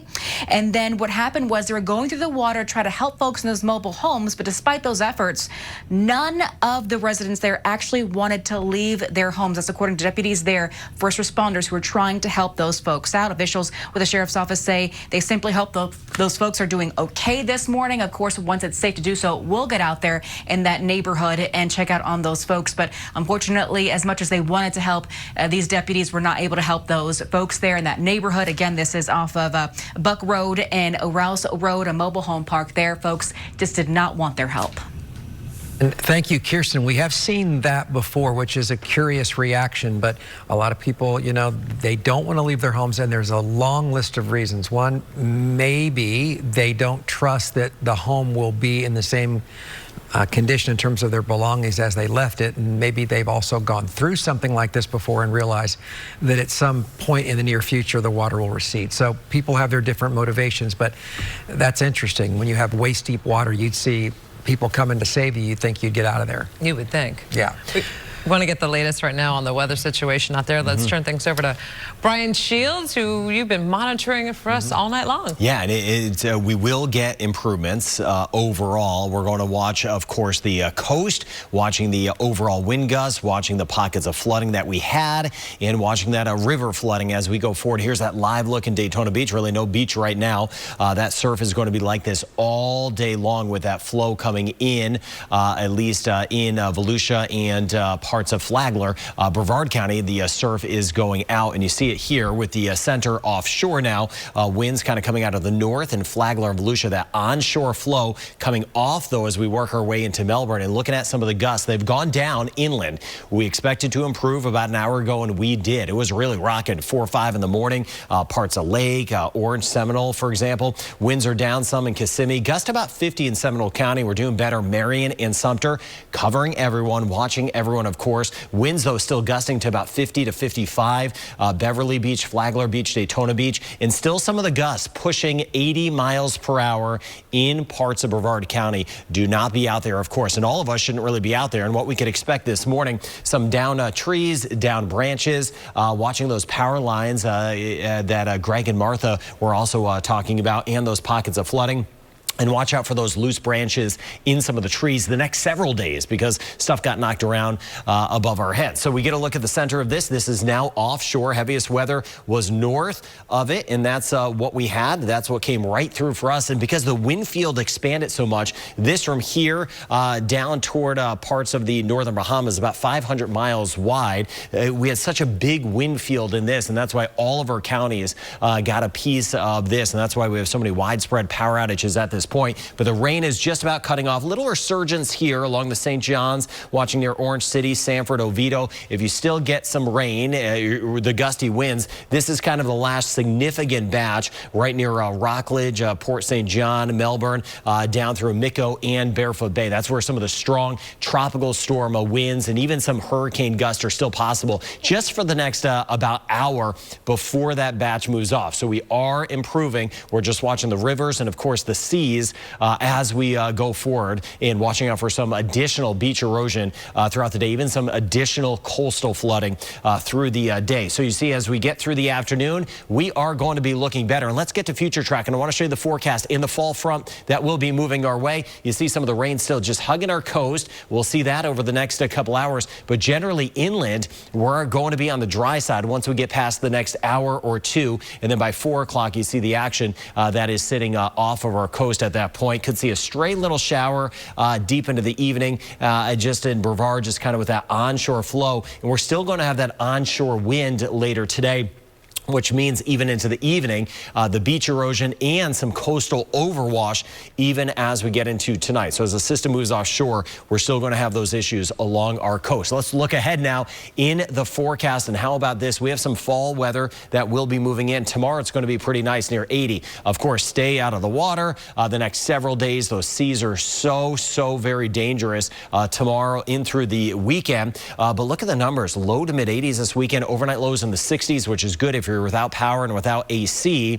At night, it is going to be more comfortable, and it looks like Hurricane Milton may have worked in the dry season a little early, and you see that rain chance not super high at all, and it helped knock down the temperatures. And then by the time we get into Wednesday of next week, another fall front moving in. So nice temperatures this weekend, and then we can have a lot of high temperatures on Wednesday, running in the 70s. Trying to get some good news out there this morning as we look at a lot of kind of bad news. So we will keep you posted. It is 7:56. Greg, Martha. Yeah, that's a beautiful forecast for a lot of reasons. For the cleanup effort, also for the fact that millions of Floridians will be without power for who knows how long until it can be restored, so the windows can go up and people can breathe without AC. It's a nice change. Refreshing. How's that? Not sticky anymore. Yeah, I like that. All right, we're going to continue with our coverage as we watch the final remnants hopefully push out soon of this hurricane that just wouldn't quit. It lived up to its billing. Hurricane Milton, we knew it would be a game changer, and boy, was it ever.